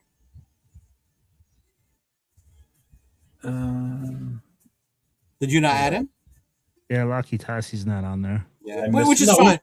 Which is fine, but yeah. He'd probably he'd be a backup or something. Yeah. He's all the way at the bottom under the defensive line underneath the full list. He is down there. He's just not on. And he's still learning how to play football, so it's like, yeah. Mm-hmm. Yeah, I mean, he's going to have I'm willing to bet he's going to get in some play time. Especially in preseason. I hope so. Yeah. Better in preseason. I can't imagine. Yeah, Predator Raider. I don't know if I can eat tacos while I'm watching the Donkey Show. You really are. Super chat, brother. Thank you. Like, wow. Yeah. Uh-huh. Wow. Right. So at the bottom, it says, note, the table follows ESPN's base 3 defense alignment. The full active defensive line, edge, and linebacker groups are listed. So they're going by the true 3-4 on this. That's not so much the hybrid. That one looks more like the 2-3-4, but yeah. Yeah. Yeah. Yeah, Max plays the overhang, and then Pay plays the other overhang. Man, bueno, and I think that's what a lot of what do they call it when you're negative? All negative. A lot of the negative Raider fans will say, right? Is that no, we don't have negative Raider fans. Come on. Everybody's upbeat and positive. Come on. Yeah. So I even went a step further. Oh Lord. I did the depth chart for the secondary. And even that is young. It's super young. Yeah, it is. I mean, Stokes was here 1 year. Stokes is what? The old Stokes is the veteran, bro. On that. Yeah, he's the oldest one. Yeah. Jeremy Chin. Mm-hmm. Yeah. Yeah, Jeremy Chin. Darian Porter. We're going on year 3 as well? Mm-hmm. No. 2? No, Porter was last year. Okay, so he's year 2?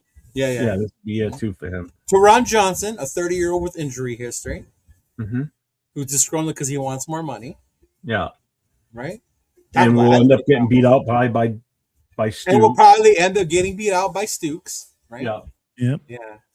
Gerard McCoy, like I said, I'm not. If he starts, great. If he doesn't, I'm not going to cry about it. Decam was 3 years ago. Yeah. And he missed all season last year because of injury. Yeah. See, that's the draft class that needs to show up this year. Is that one from 3 years ago? Yeah. All right. Or even 4. My boy, Big Mike. So let me ask you this: Do you think that they realize that we had lack of safeties and man, look at the amount of safeties that are listed here. The secondary. You know, it's funny because when we did the draft talks on our shows, right? I did my show with Rundown, the State of the Nation. Bro, I remember Rundown saying he would be so mad if we drafted a corner, and I was like, bro, I wouldn't. Mind you, I was shocked we took one in the second round with that pick, but I told him I wouldn't be mad because I always saw we needed depth in that secondary. We needed to start getting, if we were going to do it through free agency, then we needed to start doing it in the draft and start getting some dogs or some balls in that, right? Because sooner or later, like we can just keep going with the Caillou Blue Kellys and shit like that, you know? Yeah. Well, it's funny. You look at this list of everybody that's in the secondary here, and then go back 2 or 3 seasons ago and look back through those 3 seasons and see how much it's changed as far as the youth movement, number one, and the quality of players too.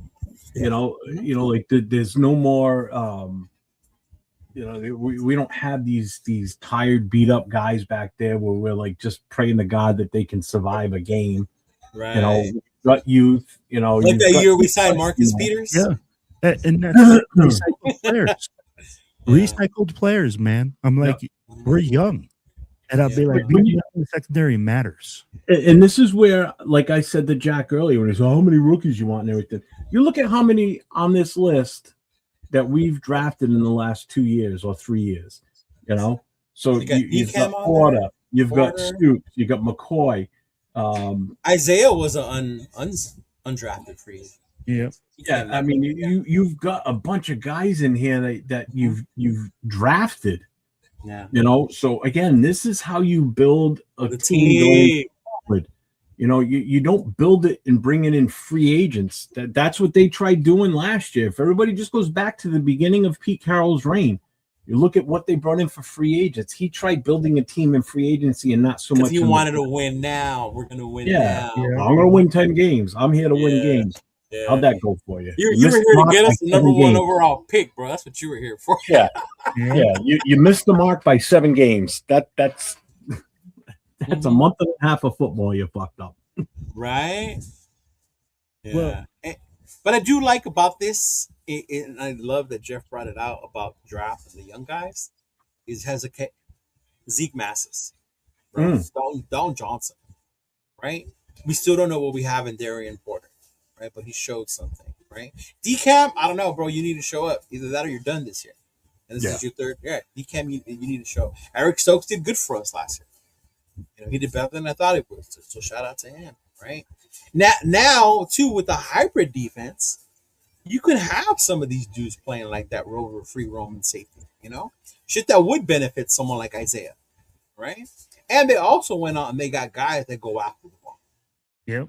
You know, they trade on Stoops, Dalton Johnson, you know? They went and they finally did that. So they may be rookies, but it's a promising thing, right? We still have to see what they can do, but yeah. Yep. Yeah, I'm so glad we didn't do the go get the old corner thing. Like that dude that everybody wanted that was in Kansas City, went to Tennessee, and is now back in Kansas City. Oh, what's his name? He just went Sneed. Sneed. Jadarius Sneed. Yeah. Man, DCAM won't go to the practice squad, bro. DCAM gonna get cut if he can't even make it. Yeah. Yeah, he's gonna be done. Yeah. You know what that addresses, Cheeto, is that we play in the AFC West, right? What does every team in the AFC West have? They have a quarterback. They have a high-powered offense. I think that's what they realized. You got to be able to cover. Now that we're going to be able to go with the youth movement, unproven, got it. But we got guys that you said create turnovers, go after the ball, try to make big things happen on that back end. Bro, this is what's going to give us the ability to give those front 4, those front 8 to get to the quarterback. If we can cover, give them a little bit more time, that's going to give the offense more opportunities. Right. So when you look at that youth movement, man, they're going to get good. They give them 3 years. Give that group 3 years and see what they do. And I keep saying this too. It's like they definitely obviously saw that there was a dire need in our secondary. And like you just mentioned, look at the 3 teams in our division. So basically what they're doing is they're setting this team up for the future to be competitive in our own division first. And that's how it should be. You have to compete against the teams you play twice every season. Okay. Yeah. Because if you go in and you go 0-6 in your division, your season's pretty much already a wash. Okay. Because you're going to be bottom of the barrel for any type of tiebreakers in your division. So winning your division is not going to be easy going 0-6. Okay. So by being competitive in our own division, that's where it starts. And that's why I keep telling people, don't be enamored with beating all these other teams in the NFL. Let's worry about beating the 3 teams that we have in our own division. You've got 3 good quarterbacks. Yep. You got 3 good quarterbacks. You got 3 really good head coaches. One of them, multiple Super Bowls recently. You've got good defenses all around. Oh my God, Denver's defense is fucking. Denver's defense is insane. Mahomes just got locked in until 2033 at the $500 million man. Right. So these guys aren't going anywhere anytime soon. And he has a running back now. Yeah, all these teams have running backs now. They've got receivers, they got quarterbacks. They're well better put together than we are. We don't know what we are yet. We're still a hidden identity. We're still in disguise. But I like that. I'm not gonna lie. I kind of like that. Because I do too. Building it, so we're gonna build our own identity in this division. Yeah. Yep. Yeah. I do like that. Yeah, young secondary. Well, unproven. Young O-line. Hey, and that's what it is. And that's Yeah. that's why we were the #1 pick in the draft. Because we were that fucking bad. Right. But again, I go like, hey, man, do we see that there's going to be possibilities with these guys? That's why when people are saying, oh, Buford might start. Cool. Fuck, I'm glad we picked him up then. And it would make sense when he has experience. Yeah. Right? Like in this offense. Yeah. And if he's not the long-term plan, it gives the guys behind him time to learn the system and get better. Because those guys are young. Yes. Yes. But now we have depth. See how that works? But and Buford's young. He's only 25. No, so you think about it. On the offensive line, Colton Miller is by far the oldest guy on this line. Yeah. And he's 29, right? 30? Everybody, yeah, he's going to be 30. Everybody else on this offensive line is around 24 years old, except for like Zoom. Well, Grant and Rogers, they're a year older. Zoom was one of those college forever guys too? Or was he young? Let me see. What's his age? I think Zoom was one of those college forever guys. No, he's not a college forever guy. He's a 4-year guy. So he's like 21, 22? Yep. That's what I'm going to check right now. See how old he is. Zoom. I'm so glad that's like he's 23. 23. Okay. One extra year. COVID year. Yeah. Could be. Yeah, he just didn't take advantage of like some other pools. Motherfuckers coming into the league at 25, 26 years old. Let me ask you guys this. Why is it bad that JPJ could be a 6th man in the rotation? I don't think it's bad. It's not bad. Yeah, it really is. I think him not being a starter is not good. Like, I'm like, who cares? He could be 6 or 7. You know why, though? I'll tell you why. And it goes back to what Jeff was saying about value of a pick. Because he was our 2nd round pick, you don't want your 2nd round pick to be a 6th man. You expect your 1st, 2nd, maybe sometimes your 3rd round picks to be starters. Yeah. I think that's why it would be bad, right? Yeah. I can see what you're saying there. What up, Steven? Hey, happy birthday to Steven Raider Chavez out in the 916 Sacramento, my brother. Shout out to you. Salute. Happy birthday, brother. Saludos. Happy 21st birthday. Hey, you know what, real quick, before we move on, I know we talk about nation divided and all this. Let me just say this. Steven knows my situation. He knows I just found a job. The other day he called me, bro. We were on the phone for like a fucking hour. And it wasn't all about Raiders. He just wanted to see how I was doing, how things were going, how was I transitioning over, right? Things like that. So shout out to him, man, for being just a good dude, an overall friend. And I really appreciated that, Steven, for real, man. So shout out to you, big dog, and happy birthday. And to me, that's what the Raider Nation is about. You know, I would never have met him had I not gone to the thing last year. It was Will and them, right? And it's through there that I met him, and now he's become like a brother to me. So, yeah, shout out to you, man. Appreciate that. Yeah. Mm-hmm.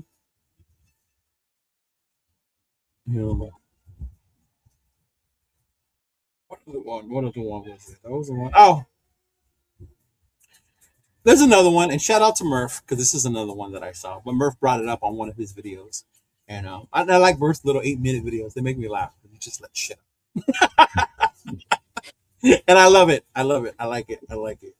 But a lot of the media, and this goes to national media now, right, seems to think that we're doing a disservice to our quarterback, to our offense, to our future by not going out there and grabbing a wide receiver or trading for us. Right? We missed the opportunity with the A.J. Brown thing. Yeah. This is coming from like NBC reports and Sports Illustrated. And man, and the only reason I bring it up, and it's just because Murphy made it a point, and I agree with him, that's when you can tell that people don't know the pulse of the Raiders and what we're doing. When they make shit like that, because at that point, they're just playing Madden GMs. Mm-hmm. They're looking at seeing what's out there, and there's a wide receiver. Who needs one? The Raiders do. Let's just put him there. Without going into what Kubiak and these guys are trying to build. Like how as soon as Booty became the topic, they were like, oh, he could go to the Raiders. I was waiting for you to say that. Because I know how much you love New England. Oh, yeah. Hey, shout out to Jay. What's going on, Johnny? Hey, Jeff, what's a quarterback's best friend? Offensive line. An offensive line in the fucking running game. Like, well, exactly. It's actually a center because, I mean, You're the two closest on the We're field. all over the place. I was gonna say his OC. But I'll be like, no, but honestly, it's his offensive line and a good running game. Right? That's the best friend for a freaking quarterback. We don't need this big time wide receiver to make a big splash. We need to run the fucking football, play good defense, and allow these guys to grow. I'd be like, they'll make their plays. That's the thing when people go and they say, oh, well, AJ Brown makes a difference on a good fucking team. When you can run the football, when you can throw the ball to other options and you have all these other guys and you have good coaching, a good culture, you can bring guys like that. Tight end is a quarterback's best friend. See, we all got different opinions. I honestly, I think it's the offensive line as a body of work. Yeah, but it's the center. Go back to Peyton Manning when he was with the Colts. He's looking at Jeff Saturday. Yep. You knew that right off the top of your head, and not because he just was. Again, it's the position. How about Jalen Hurts and who? Oh, Kelsey, Jason. It's shit like that. These players become the offensive linemen, like the center and the quarterback become so close, and they because they're basically at one point they're two people melded together because of where his hands are. Okay, that's number one. Rodney Hudson. Exactly. I mean, you think back to all these teams that have success. They have a really top-notch center that goes with that top quarterback that they have.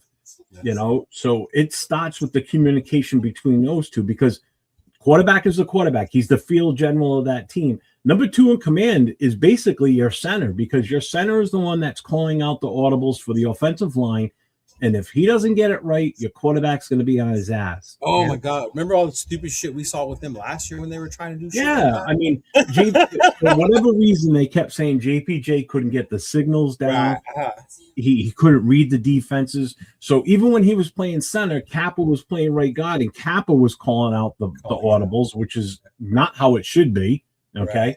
And then that's pretty much why they switched him to center and moved JPJ to guard, and then they just fucked with him the rest of the season. Right. Yeah. But even then, because Kappa wasn't the greatest center, the calls were all some dudes didn't know what the fuck they were doing on that O-line. Yep. They didn't know who to block. Oh, it was obvious. It was totally obvious. People were not hitting their blocks. They weren't. Bro, the GM was coaching the offensive line with YouTube. We all know this. It's disgusting when you look back at last year. Last year, I mean, we could have all just gone to sleep after week one and just woken up after the draft and go, what the hell happened? Just save me the pain and aggravation of watching 17 games of crap.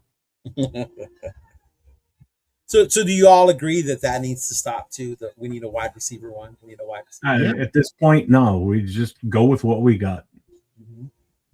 There's no need at this point. I mean, now, don't get me wrong. If somebody that's a top quality type guy gets cut that you think might be a fit for this system, he might be. Cuts high quality they're not going to cut a guy like that. Reason rookie overtakes him. A second-year guy steps up. Craziest shit's happened. You know the one craziest shit has happened? The one that drives me the craziest, Joe. Go get Brandon Ayuk. Why? He's familiar with Clinton. Why? What you say? Drama. Why would you go get a guy who's over there laughing? They gave me all this money. Really? Why would you want that guy here? Bro, didn't we already have that experience once? Didn't we? Yeah, AB. AB, yeah. Antonio Brown. We already went through that. Why do we want to go back through the same fucking rodeo and then get the same results? You know what? I'm cool on that, man. I'm cool. Yeah. That sounds like the definition of insanity. To keep doing that shit over and over. Yeah. What? I mean, expecting a different result and getting the same one? And what are the 49ers going to ask for Ayuk, bro? They're not just going to give him away. What's the other one? Debo? Debo's out there too as a free agent? Debo's another. Debo's nice. Go weigh Debo. Go see how much he weighs right now. Well, free agent's different. You know what I mean? Yeah. Free agency is different. But when you're talking about. But even then, would you bring in a free agent like Stephon Diggs or Debo?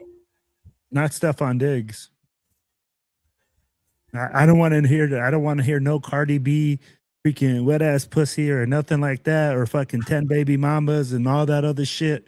I don't need that shit on this team. Tyreek Hill. No, I don't need him and his 50 baby mamas and his fucking fat pimping whatever thing that broke her leg at his house with all this drama. Jesus. That's straight up, bro. You don't need that drama. You need a guy that's just gonna. Hey, Debo. The reason that Debo is so appealing is because you don't hear about that type of drama with Debo. Does he have off the field issues? On the field. Was Kubiak and San Fran when Debo was? I think it has to do with the Shanahan system. Similarities. Yeah. Yeah. I don't know if he was on there. Yeah. Mm-hmm. But I'm just saying, I'm like, you don't want to deal with any issues, man. I'm like, this team isn't strong enough in the locker room. Well, speaking of issues, our face of the nation, Maxwell Crosby. Oh, there you go. Right? Maximus Crosby, you miss, right? And I'm not even going to bring up the other stuff. I would just say this. There's part of the nation that will never or still have not get over him saying Flock Nation when the trade happened. Right? Facts. I'm past that. There's some of the nation that's upset with his whole music thing. Like, bro, focus on fucking football. Right? Facts. And then there's some that are upset because of his contract. Because the other day, Jeff, I forgot to send it to you. I saw this thing that said Max has the 8th worst contract for a team in the league. And then it broke down why. And one of the reasons was because of how much we paid him in the last 2 years and how he's always ended an injury and he hasn't amounted more than 10 sacks.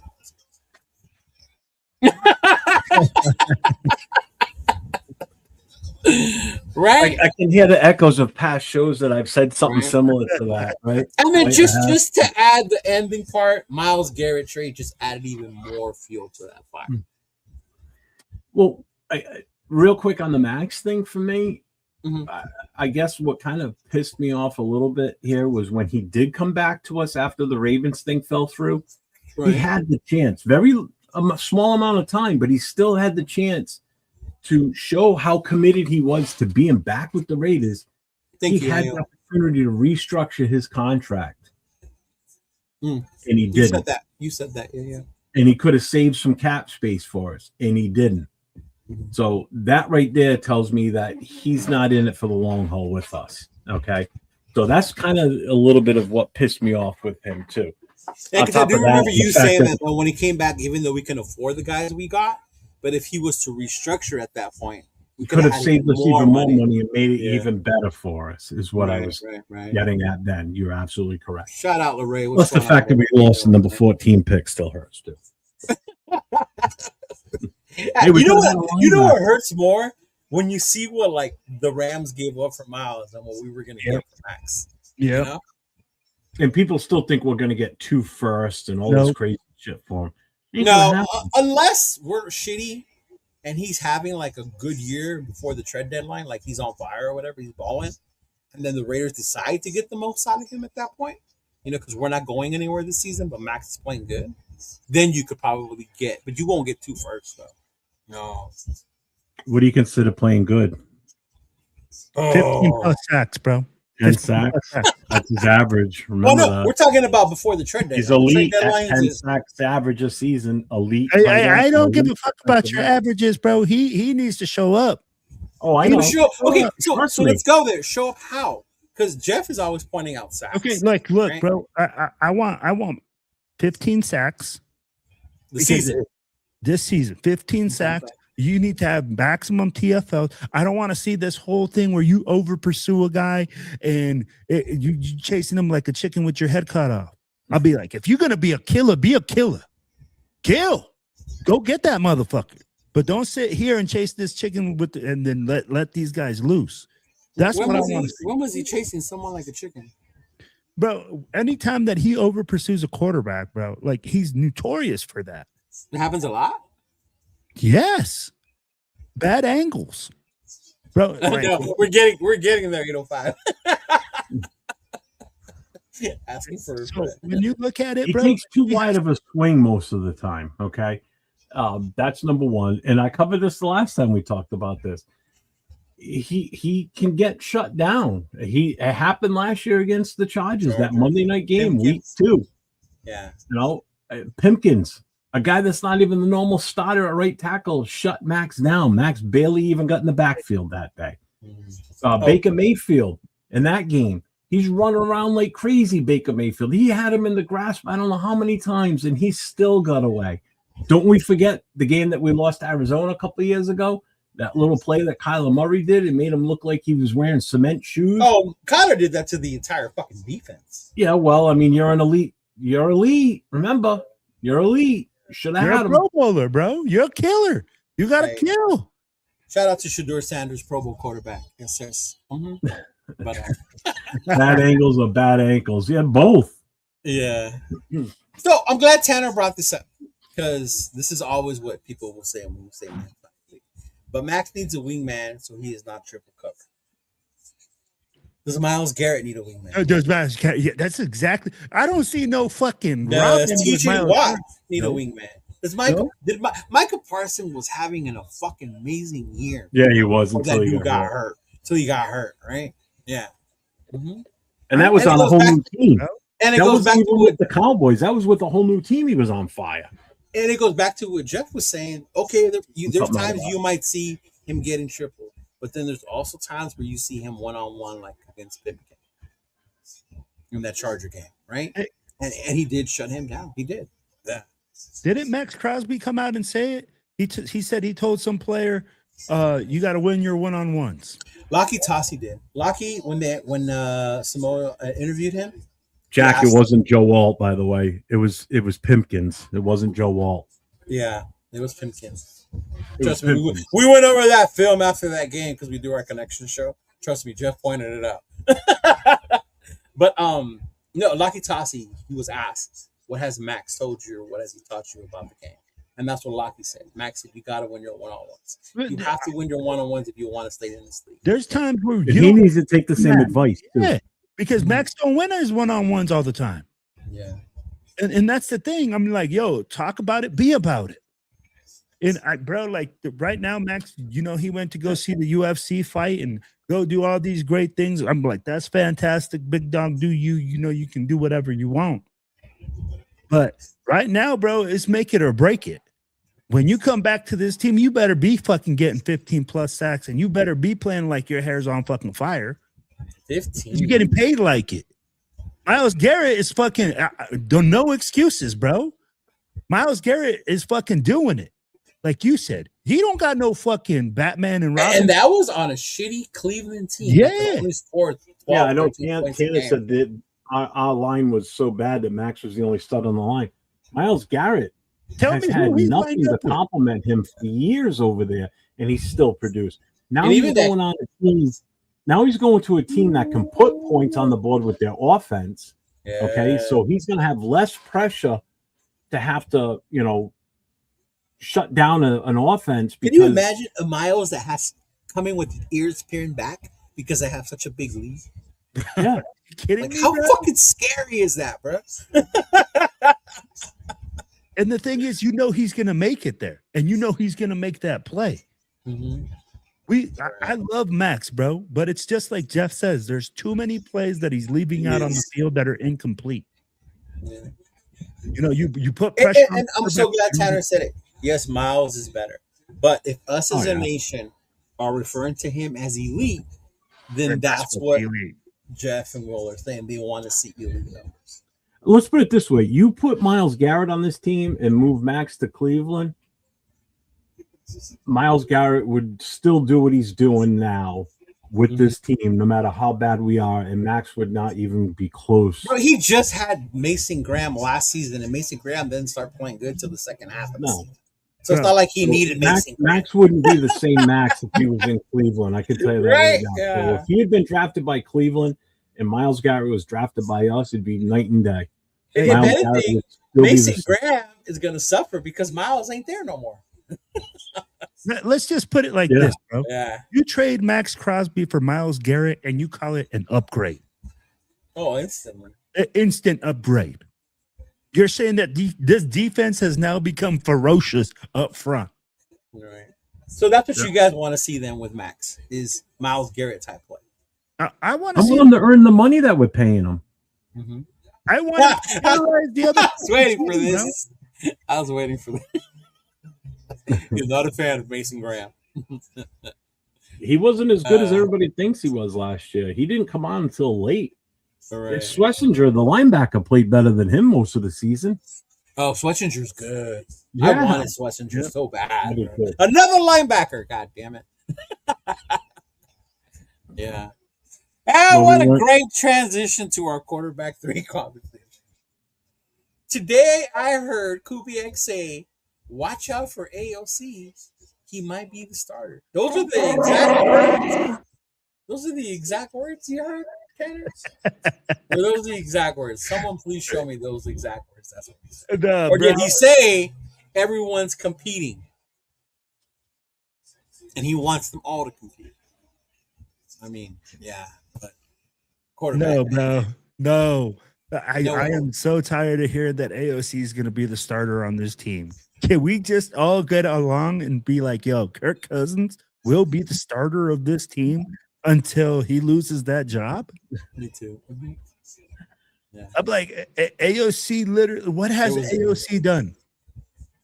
Please tell me, guys, like, what has AOC done that is far superior than what Kirk Cousins has done? I'll tell you what he's done.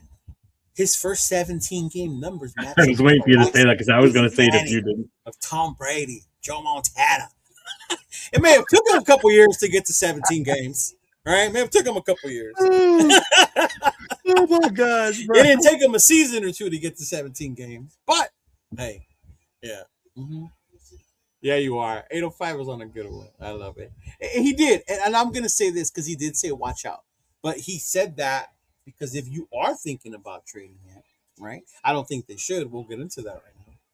What else are you going to say other than watch out for this guy? He can be a starter in this league, right? Because now you would have interest from other teams who might be a quarterback. Yep. You're not going to say out there a lot of that dude's just the backup. Like, what coach is going to go out there and do that? What GM is going to go out there and say that?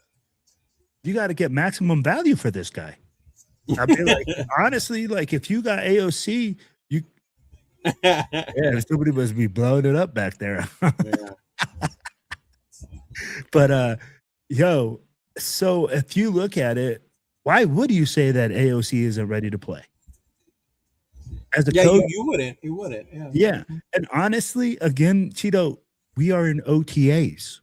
Mm-hmm. We are in shorts and a t-shirt. Like, there's no pressure. There's nobody rushing you. You're literally going through the motions. So I'd be like, right now, shouldn't every player look ready to play? Right. I'd be like, there's nothing to evaluate. What is Kubiak evaluating? 4 or 5 days of practice? Good. His ability to learn the playbook, his ability to... No, water's running somewhere and everybody's in bed. I don't know what the fuck's running. It sounds like my hose out, water outside is running. Whoa. I bet you he's just going after a smoke. This is a way of taking a smoke break. Smoke break. No, but I think that's what they're evaluating, right? His ability to lead, see what kind of player, see what kind of a football player he is, you know? Someone who knows we just drafted a guy number 1 overall. So that obviously tells me that you are not the future of this organization. So how are you going to react to that? Mm-hmm. But hasn't it been like that for him every year? Tell me what's different this year than like other years with AOC. Nobody's ever thought that he's a starter. Nobody like really has said, "Oh yeah, you know, AOC's a fucking dog." Yeah. You know, it's been AOC. I don't know. I heard 805 the other day praising him on his show about how he was this big time quarterback coming out of Purdue and the numbers. Man, if I played fucking 7 years in Purdue, I would have that many fucking numbers too. I would lead the Big Ten in yardage as well if I was at Purdue for 10 years. Right. I'm back. You good? Yeah. No, my daughter's still upstairs. She must have. You're not flooding? She's doing something. No, she's doing something in the kitchen. Just the sink running. Just normally I don't hear it like that this late at night. I was like, what the fuck? AC's also. It's not that. Oh. Yeah. Why would Jeff go off though? I mean, Jeff, go ahead. The quarterback situation. How are you feeling about the quarterback situation? 3 quarterbacks, It is what it is. 2 AOC. Like, we're gonna carry 3 quarterbacks. Yeah, we're gonna carry 3. Why wouldn't we? Yeah, it'd be crazy. It's a roster spot. Most teams don't carry 3. Yeah, but last year. But you're not gonna. So if we don't carry 3 and we do something with AOC where he's gone, so we go with Gino. Oh my god, that's how traumatized I am from last year. It's my mic, not about. We go with Kirk Cousins as the starter. Mendoza is now the backup. If Kirk Cousins gets hurt week 1, now we're throwing Mendoza out there with an unproven offensive line with no additional backup. Agreed. And then, all right, now Cousins is out for a while. Now we're scrambling to find another quarterback. No, we're gonna like we did last year when Aiden got hurt in the preseason and we traded for Kenny Pickett. Yeah, so we're gonna go with 3. I can't see us. We're not gonna put any of these guys on the practice squad. Not even the guy we drafted later on. He's gonna be cut. Well, the guy we picked up in undrafted. Yeah. I do too. I think he'll be the backup, and that's fine. I do too. I think the season starts with Mendoza as QB3 right now.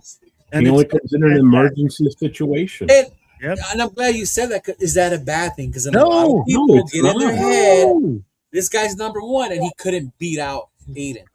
Are you kidding me, bro? It's not that. It's not that he couldn't beat out Aiden. It's like, hey, why can't we take the time to develop this guy so his head doesn't get fucked up when it really comes down to it? Jeez. Like, literally, like, hey, man, this guy's not going to be prepared. Where did I find these people that make sense sometimes? Oh, my God. Like, it makes no sense, man, to be like, hey, let's throw this guy to the fire unprepared and then fuck him up. Mm-hmm. We've done that with so many players, with so many quarterbacks. I'll be like, why not just do it the right way?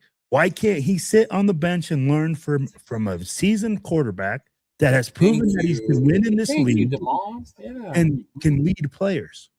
Right. It's all right. I mean, like, fucking, that's how teams have done it for years. But we want to reinvent the fucking wheel. No. Not teams have done it for because there are teams that have thrown their guy out there. And how many of those guys stay around and be successful? Well, recent because there's some that are recently. That's why people want us to do it. You look at JD5, right? You look at he had one good year and then got hurt. Mm-hmm. Yeah, he had one good year and then he got hurt. Then you look at Drake May. Drake May had a terrible rookie season. Terrible? His rookie season? No, he didn't. Was it his? Then what year did he struggle? Because I know that he had a bad year. He didn't have a bad year. He came in later his first year. They didn't start him in the beginning. Oh, I thought that they started him in the beginning. No. His rookie year was Jared Mayo's last. One and only season coaching the team. That was the problem. The debauchery of the Jared Mayo. We're gonna wait for. You saw how good he was last year. It's just what was bad was their offensive line. Yeah. See, folks, bad offensive line, and what happens? They have a wide receiver. Now he has a wide receiver, Drake May. They drafted an offensive lineman in the first round. They drafted offensive lineman. Mm-hmm. And they lost because of their offensive line. Right. Mm-hmm. Oh, I agree with that guy. Yeah, and I think that's what we've been saying. There's nothing wrong with that. No, he's saying we keep AOC 12 next year too because Cousins will be gone. Someone's going to back up Mendoza. Why not a guy that's already been here? Yeah, he's not going to question arm and a leg. I'm fine with AOC 12 as a backup coming in spot duty. Absolutely. Mm-hmm. You know, a guy that's familiar with the players. He's familiar with the scheme already. Now he's going to have a year under the belt with the new head coach and the offensive scheme. With the team. Why wouldn't it? Absolute sense. You want someone that's just going to be able to step in, is already comfortable, and go. So we're not going to go get Sorsby to be the backup? No, we're not. Damn it. What do you want? Let me ask you this, Cheeto. Would you want that? What? Would you want a guy like that on your team? What's up, Rorschach? Are you kidding me? No. Hell no. Yeah. I don't Jeff? care how talented that kid is, bro. Like, Who, no. who are you talking about? Sorsby. Would you take a guy like that just came off gambling, even though Not right now, no. No. If we didn't take Mendoza and we did something different, then I would seriously consider it.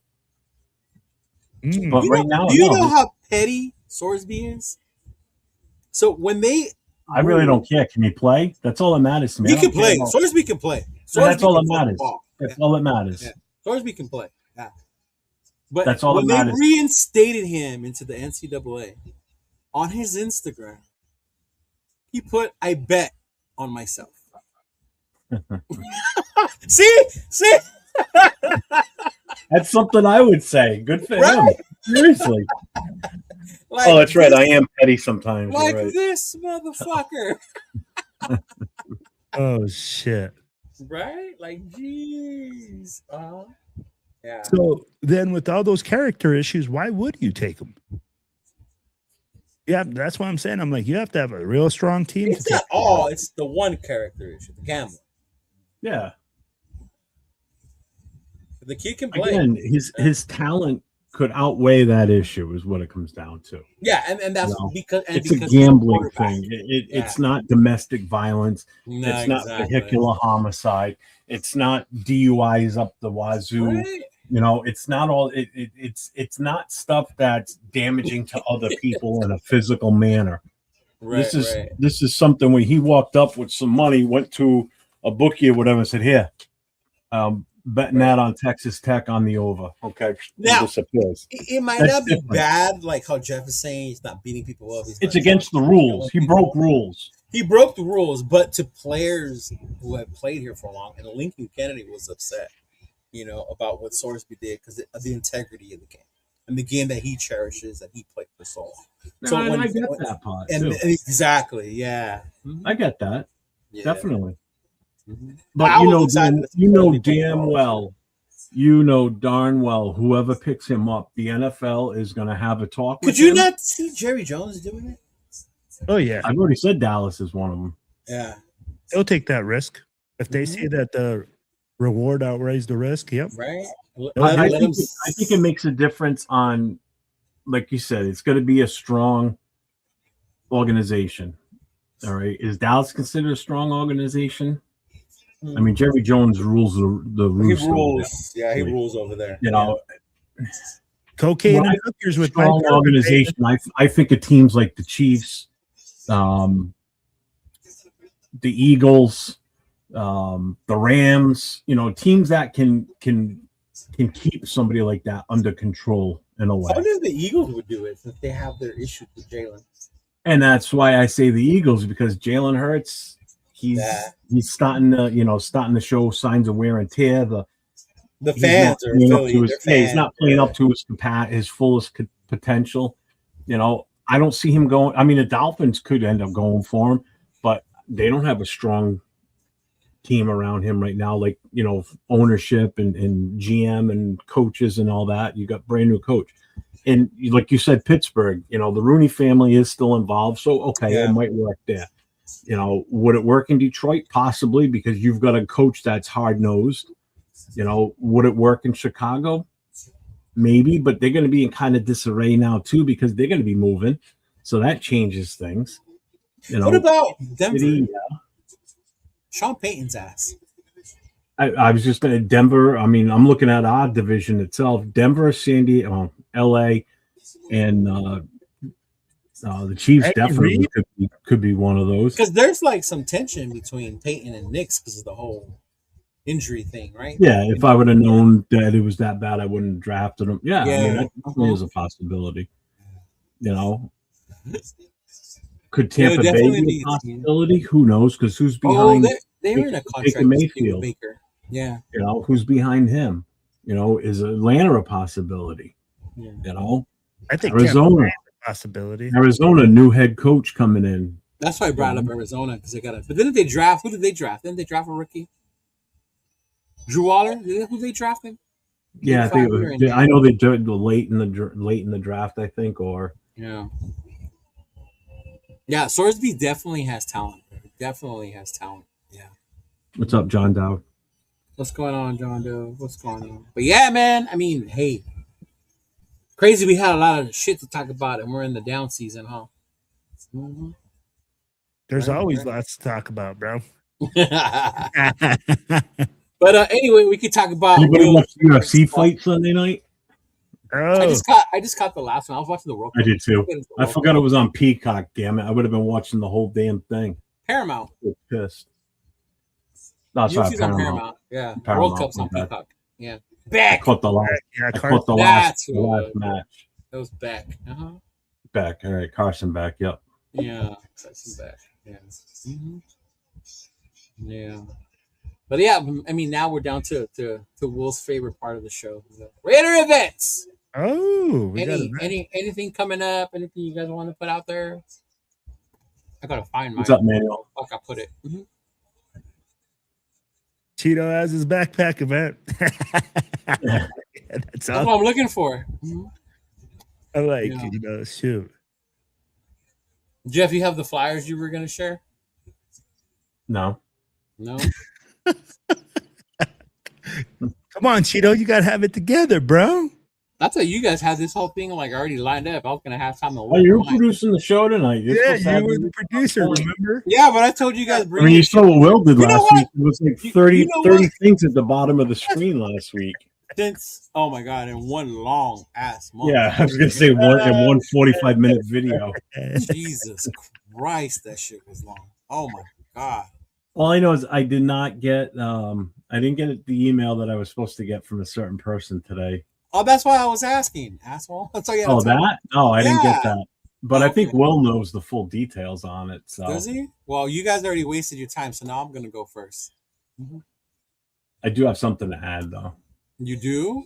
Mm-hmm. Before we do events, football related? No, it's an event thing. It's an event thing, but go ahead. You do your thing first. First of all, we're a Notorious team, okay? But yes. Right. But anyway, Fremont Raider Nation block party, right? Home opening weekend in Las Vegas. Your boy Cheeto will be at Fremont. I will be at the Fremont Country Club. We will have the Cheeto Lounge in full effect. We will have new merch, everything out there. So make sure you grab your tickets. The performer, one of the performers has already been announced. It is none other than West CFLE, Dub C himself, Westside Connection, will be the performer there. So if you want, that's one of the things you want to do. Go ahead and grab your tickets. You can see this flyer on my page, on Raider Crusaders, as well as my other people. There you go, Jeff. Yeah. I have to physically put my fingers together. I saw him go like this. Right. So Silver and Black Weekend, you know, that's one of the events. That's the one where I will be at Saturday. And then of course we have other ones. We do have the Friday. Right? Road Island. I didn't save them. Do you have the one for the Fremont on Friday? Let me look for it. I think I have it on my other page. I don't. Yeah. I think. Go ahead and share what you were going to share. Mm-hmm. I don't have a flyer to put up yet. I haven't made it. I'm gonna probably do that. Oh, your signing thing? Yes. So anybody that's coming out to New York for the Raiders Jets game, I've got an update on the Saturday night party at Reds. So what's going to happen now is the party starts at 6 o'clock. The place doesn't close till 2, so we can stay there as long as we want. We've got the entire first floor. Huh? Dress up party? Yes. So Saturday night in New York, in New Jersey at Reds, it's Halloween night. So it's going to be costume optional. We're going to turn into a Halloween party while we're there. So if you want to wear a costume, go for it. She may or may not be dressed as a Ghostbuster that day. But one of the big things that's going to go on at this, it's now turned into a book signing by Phil Villapiano. Oh, shit. Oh. So this is 100% confirmed today. So Phil will be there signing books. His new book that just came out, Just Tackle, Baby. It's from 6 o'clock to 8 o'clock. He'll be signing the books. The books are $30 a piece. at $10 for the autograph. So $40 gets you the book and the autograph. If you already have your book and you're bringing it with you, it's just a charge of $10 for the autograph. But he will have books for sale if you haven't bought one yet. The books are $30 a piece. He's going to have about 200 books on hand available for us. During that 6 to 8 o'clock time frame, it's going to be strictly just signing for the books only. If he hangs around for a little bit after that, he may sign other stuff. Okay, but just so everybody's aware, from 6 to 8, it's strictly just the book signing, and that will be it. But he will be there a little bit afterwards, telling his stories like he always does. So if you guys go, make sure you guys buy him a drink though too. Shit, so, bro, that's fucking. you'd absolutely love that. Yes, sir. Piano, number 41 himself will be there in the flesh on that Saturday night. Hey, I told you, Jeff. I told you there was something happening like that. Shit. Sometimes you just gotta believe. But this is fucking awesome. I got the phone call today from Terry Russell, the president of the Jersey Shore Booster Club, which actually was founded by Phil Villapiano. Cabs here. Phil will be there. Yeah, that's fucking awesome, bro. I'll be like, hey, guys, check that out, man. This New York event is gonna be off the chain at Reds, man. I cannot believe that we're gonna have fucking. And I got one more thing. Oh, woo! What else? So as we broke last week with Israel on the screen with us too, I talked with JT, the president of the New York City chapter. And what we're going to be doing is we're going to be coming up. Him and I are going to talk later this week. We've got the 2 tickets that Israel and his chapter donated for a raffle for the Raiders Jets game. We're going to raffle them off ahead of time.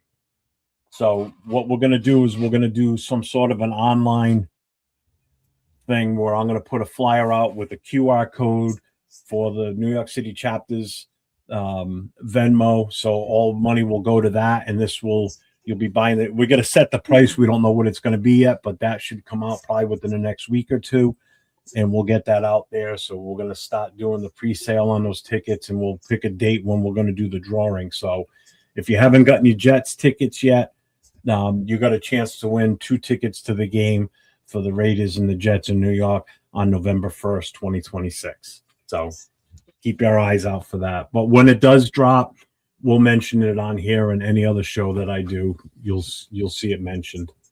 So just wanted to put that out there that we do have tickets too. You do? Well, we were going to have the 2 tickets, yeah. But Israel's got those right now, so. I got another advance. I just remembered. Here it is right here. I got to start writing these down. Anyway, this is for those of you who will be going to the Big Easy, New Orleans, right? So the Oakland crew, Myra and them, if you don't know them, I don't know what's wrong with y'all, but those fools can throw a motherfucking party. I had the pleasure of going with them to Chicago, and let me tell you, we had a boat cruise party, and that was lit. It was awesome. So this year they will be doing this in New Orleans, right? So the Cruise Throwdown in the Bayou, 3rd edition. You do not want to miss out on this, right? It will definitely be having Chris Protect the Shield, Turf, the Ultimate Raider fan, will be there as well, and the Severe Raider, right? They do sell tickets, so you'll definitely be able to find this on my page as well, right? But it says Saturday, September 26th from 7 to 10 p.m. Pat O'Brien's is St. Peter, New Orleans, French Quarter, featuring Oakland's DJ Phil, DeRio, and DJ Cal. All you can eat and drink premium alcohol, right? Be careful now. That's how people lose teeth in New Orleans, so be careful out there. That's how you lose teeth in New Orleans. Hey, man, those hurricanes creep up on you, dog. But yeah, so definitely if you're looking for something to do in the Big Easy, then that's one of the spots you can go to. So shout out to Myra and the crew. You could also see this flag on my page. You could see it on Chris Protect the Shield, on Severe's, and on the Ultimate Raider fan. It has the Cash App there right there, Kelvin. So make sure you do hit them up, because I do believe the wristbands sell out after a while. So you don't want to miss out on that. Yeah. Mm-hmm. We got a lot of stuff. There were so many games. We hadn't even started the damn season, right? That's crazy. Like, oh I man. got so much going on this season. It's not even funny. I got my hands in 2 games: the Patriots and the Jets. Then I'm going to be out there week 1 home opener, and then I'm going to LA after that. So it's going to be a busy season for me. I've never gone to more than 1 game in a season. Last year I went to 2, and this year I'm going to go to 4, possibly. Awesome. Why is there 2 Raiders against the world? Did you guys know that? Yeah, Huh? There's one that says Raw official, and then there's one that just says Raiders against the world. Yeah, I don't know. He has 2 of them. Is it? Mike? No, because one is Mob moving the blackouts, and then the other one is. Like, yeah. That's crazy. Maybe a fan page. I don't Maybe know. another Manuel, just to let you know, no, I'm not mad at Max for going to that. I thought it was great. I see no reason why people would get upset. I think it's stupid for people to get upset because we went to that. Where's it at? It's not like he's been a UFC fan since day, for as long as he's been a Raider fan that I've known, because I didn't know about him until he got to the Raiders, but he's always talking about MMA stuff, so why not? Who cares? Of course he did. He's at that age. Yeah, exactly. I mean, I remember when the UFC started. I remember watching the very first one. Wow. Really going to age yourself there, buddy, before they had weight classes and there was actually a tournament? Yep. Right, Bryce Gracie and freaking Ryan Yarbrough, the big fat black dude, going against the guy that was like Will's size. You were about to say Leo size, weren't you, motherfucker? Yeah, he was big and tall than you. Although Will's not super tall either. He's probably more like my height, like about 6 something. Yeah, he broke his hand on the guy's face and he still beat him. Yeah. But yeah, here's another one. Here's another one. This one's coming up. And you reminded me because you brought up Israel. Bolsa Chica. Yeah, but this is Bolsa Chica, right? We got Bolsa Chica coming up. This is the annual beach event that happens down here in SoCal. So this year, Mike, is taking the lead. Raiders against the world, right? Get ready, fam. We'll be there, definitely supporting. It's a 2-day thing, bro. It's July 18 and 19. So July 18, we'll be at the beach. I will be bringing 2 canopies, and I just found out our boy Israel is coming down for this event, so he will be there. Damn. Yes, that's Lovelock, right? Yep. So shout out to TBH Lovelock. They will be here. They're going to be coming down. When is this? This is July 18 and 19. Yeah.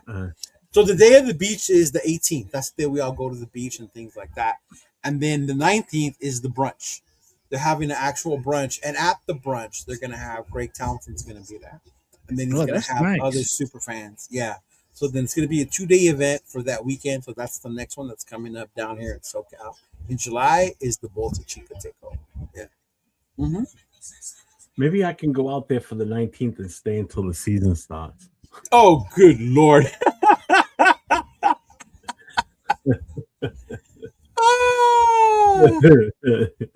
I agree, John. You're absolutely right. But yeah, make sure you follow Raiders Against the World, also the MOB, the Movement of Blackouts. You can get more information. Each time they've been dropping more and more and more people that are going to be in there and be part of it. But yeah, Greg Townsend's going to be there. Yes, Greg Townsend is an awesome dude, bro. Nice. Actually, while I'm on the subject of Movement of Black and Raw Nation, Raiders Against the World, Mike is actually planning a Friday night meet and greet in New Jersey. So he's handling the Friday night thing with his organization, and then he's partnered with us with the promotion for Reds too. So, he'll be dropping that soon, I hope. Wow. Awesome. Yeah. Anything else, fellas, you can think of? No. I don't have the information for the week. Well, I'm looking again right now. Make sure he hasn't. Yeah. What about you, Alfredo? What's going on in the state of Colorado, man? Y'all just go everywhere else. It's hot. Right? It's hot as the devil's asshole. So. Hey, bro. We just keep it easy. I mean, like Denver's going to be having a barbecue July the 18th. So they're going to be having a regional get-together up there. I mean, like, and at the end of the day, I'm like, right now, that's about all the events in the Rocky Mountains, man. like we ain't gonna really like do much until home opener. You'll see a lot of things at home opener. I think That's Denver though. What's going on with WeHo? So when we go, if you go to Denver, okay, they will have their thing's gonna be at Tawaulipas Mexican restaurant. They actually moved it from 5280 because 5280 got closed down. So they're going to be at a new bar. They're going to be hosting it there. They're going to have a blackout there. We'll have a little meet and greet probably at the whiskey bar like we did last year. You know, smoke some cigars, enjoy some time there right off of Larimer Street. And we'll have some stuff. We're already trying to get some stuff for you guys. So that way, if you guys come in from out of town, I know that some of you guys would like to do some cannabis tours, or, you know, we might line up some what do you think we are, potheads? Well, hey, there's some of us that do participate, so you know we're gonna try to accommodate for all. Like we got pub crawls, like planned up and stuff like that, because we do What's have a pub crawl, Will? Well, hey, we do have the most microbreweries per square area out of all the whole nation. So we want to show you guys everything that we do. You do? Yep. Colorado is known for wine and beer. Wine? Yeah, wine and beer. The only thing Colorado is known for is the fucking Rocky Mountains. No. Marijuana and Coors Light. But hey, we can also do a tour. Hey, if you want to do a tour, a Coors banquet tour, we could do that too. I'm good. That's Nate. That's Nathaniel. That's Nate's thing. That's my son too. My son loves the Coors banquet beer. Yeah, your son too, huh? Yeah. Yeah, my real son and my adopted son. Might have freaking if Cheeto comes out here, I'm gonna have him try some Rocky Mountain oysters, you know. I'm good. Make sure he gets that delicacy going. Get some bull balls in you. Really, 805 more than Cali? More than the OC? The OC's like brewery central, bro. Oh yeah, I've heard about that too. The Red Rocks Amphitheater. Actually, Bill Burr did a concert there. Yep, it's beautiful. It's amazing. It's built into the Red Rocks on the side of a mountain. Yep, it's an amphitheater. It's beautiful, man, and the sounds and the acoustics are amazing. Hey, Will, I got a question for you. Go ahead, brother. When we were in New York for the Jets game, what does your itinerary say for the Statue of Liberty? When are you doing that? Oh, it's either going to be Thursday or Friday. That's what it's looking like. Now you're going there from the Jersey side? Yeah. Okay, good. Count me in on that one. I'll go to that.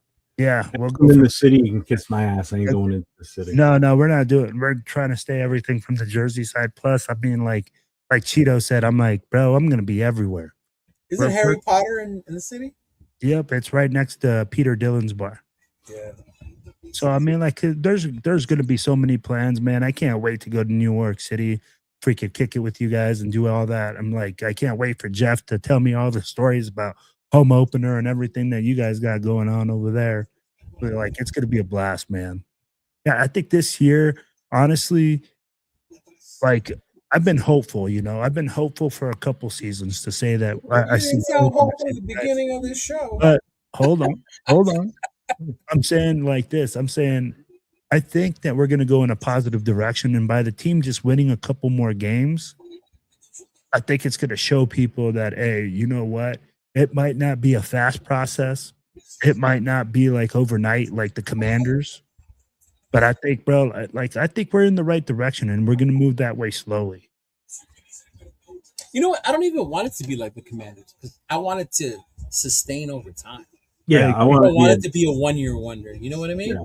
Like I wanted to. That's why I wanted to go slowly and trust the process. Because you saw when Kansas City did that. You know what I mean? Yeah. Like if you saw when it shoots up and it stays this way, then I'm good. But right. if it comes up like this year and then comes crashing down in 27, fuck that. Yeah. Yep. I want to see it going like this year after year. Boom, boom, boom, boom. That's what makes me laugh when people say the Chiefs weren't shit to Mahomes guy. No, they were like this. Right? And then Alex Smith, and then Mahomes got here, and then boom. Yeah. Yeah. But it was just that extra thing they needed. That's what it comes to. And Andy was already building something over there. I just want to see us not get shut out this year. That would be nice. Like, let's get some points on the damn board. We've got the possibility to have a defense that can keep us in games this year. Or an offense that can keep us, that can score, hopefully. Mm-hmm. Barack. Mm-hmm. All right, y'all. I mean, that's it. I don't have nothing else. Mm-hmm. Jeff, I know you got your shows coming up. Will, I don't know if you got another show this week. Yeah, I do. Well, I don't sound so happy about it. Hey, you know what? Hey, right now, man, I'm just blessed to keep going, bro. I'm like, hey, we're gonna do something on Thursday. We're gonna have our Silver and Black Radio podcast. We're actually gonna have 4Dub on. That's the goal. I mean, like they're having new music released. So we'll see what. Tell people who don't know who 4Dub is. Who 4Dub? 4Dub is a Raider rap group, man. They've been formed up for a while. I'm like consistently Perkins and consider what? No, nothing. So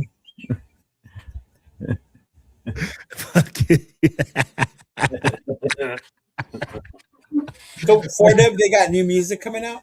Yeah, man, they got some new music coming out, so they're working on putting those music videos together, and hopefully we'll have them for you guys on Thursday. Then I'm going to be doing the Vinny and Will show. We're dropping a new show on Friday. I'll be like, you'll see some new guys from Europe being dropped. I mean, like, just new shows coming out, man, on a weekly basis. Oh, that's the European football, right? Yeah. Okay. Isn't that soccer? No.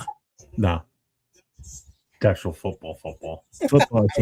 Not I didn't even know they had the Euro League still. Yeah, bro, they do. They got a couple Euro leagues.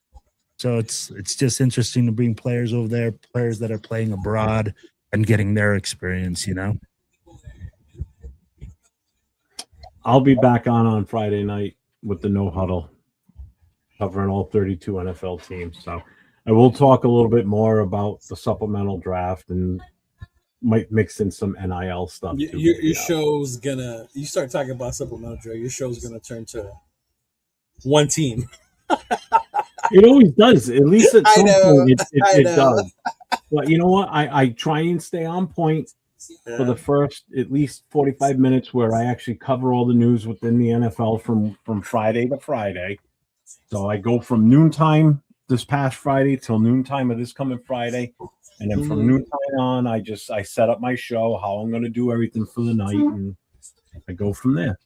So news between those two time frames, basically. Cover trades if they come up, free agent pickups, player news, injury news. Who looks absolutely amazing in OTAs and minicamps. Our number one overall pick is QB3. Yeah. You know Drake May was QB3 before he started. He didn't go to 3 to 2 to 1. He didn't go 3-2-1. It went from 1 you're sitting, 3 you're in. 2 was like like I'm still backup. Like, yes, sir, you're still the backup. Like, yeah. But anyway, there's no Raider connection tomorrow. There's no Raiders coast to coast. Nate's in the middle of a move. Those that don't know, he's moving to Vegas. Yeah, LV is officially LV Raider, y'all. Raider, yeah. He's officially his name. Yeah, he's officially his name, bro. So we're not going to do a show together until probably a week or two later. But when we do, it's going to be talking about his whole move and his settling in period in Vegas, what it's like there to actually be there on a consistent basis now. So that'll be fun. Oh, speaking of Vegas, there is something in Vegas this weekend. Oh, yeah, the game. They not like us. They not like us party. So you got a bunch of vendors, a bunch of Raider fans getting together at the Sea Lounge, I believe is what it's called, right? Yeah. Yep. Yeah. No, the Battle of Vegas is the following weekend. I thought it was this weekend. No, it's the following. That's why I couldn't go, because that's the weekend I'm going to the wedding. That's why I told him I couldn't go. Yeah. Yeah. So if him and I are not on next Thursday, it'll probably be the one after that, because he'll be covering the Battle of Vegas and his move and everything. 805 on one today, bro. He played like they were both like QB3. You got unhinged 805 today. You got unhinged 805. Mm-hmm. You know what was funny? It's so off topic. But South Korea, they're playing their games in Mexico, right? Oh, bro, they're partying like mega. So there has been a lot of camaraderie between Mexico and South Korea, right? Like they're damn near brothers. Every time I see those videos, it reminds me of my time with my boy 805. You know, I was like, I understand y'all. That's me and him, like this, man. When I go down to Vegas, like, yeah. 805 goes hard in the paint, huh? Yeah, man. Yeah, he does. Yeah, he does. God damn it, Leo. Get a real drink. Get a real drink? Damn. Yeah. Mm-hmm. Yeah, man. Shout out to my boy 805. I don't know if they're gonna have their show tomorrow. They should, I think. Right? The War Room? Yeah. Are they having it tomorrow? I think so. I'm not sure. I don't know what fucking cruise Chris has been on. Chris might be gone again. Yeah. I know Severe was on. Running around the world in 80 days on a boat. Probably, man. Fucking Chris be loving those. He needs them, bro. He needs to recharge for the season. Yeah. Mm-hmm. But anyway, that's it, y'all. Appreciate y'all for tuning in. Make sure you follow, like, and subscribe to all 3 pages. Oh, yeah. Will, what do you have for numbers now? I know we talked about it last week. Just real quick. Let me check. You should have got a message that told you when you got to 494. 494. 6 away. 6 away. Yeah, 6 If anybody has not yet gotten over to Silver and Black Radio Podcast, make sure you get over to his channel and hit that sub, hit the notifications, and get in there and give him the thumbs up for tonight's show. We got to get him to 500. He's 6 away. Yeah. Come on. Give him his Diddy thumbs up. Yeah. Lather it in baby oil and thumb them up. Dude, it is some great times down there. I got to show you some of the videos, man. They are having a blast. Yeah. But yeah, anyway, thank y'all. Thank you for tuning in. Tune in next week. I don't know what we'll be talking about. We'll bring some shit, though. We'll figure something out. He said they're good for tomorrow. At least he is. Oh, there you go. All right. There you go. Mm-hmm. But all right, Joe. Until next time, go ahead. Say it, Jeff. Stay safe and go Raiders. Salute.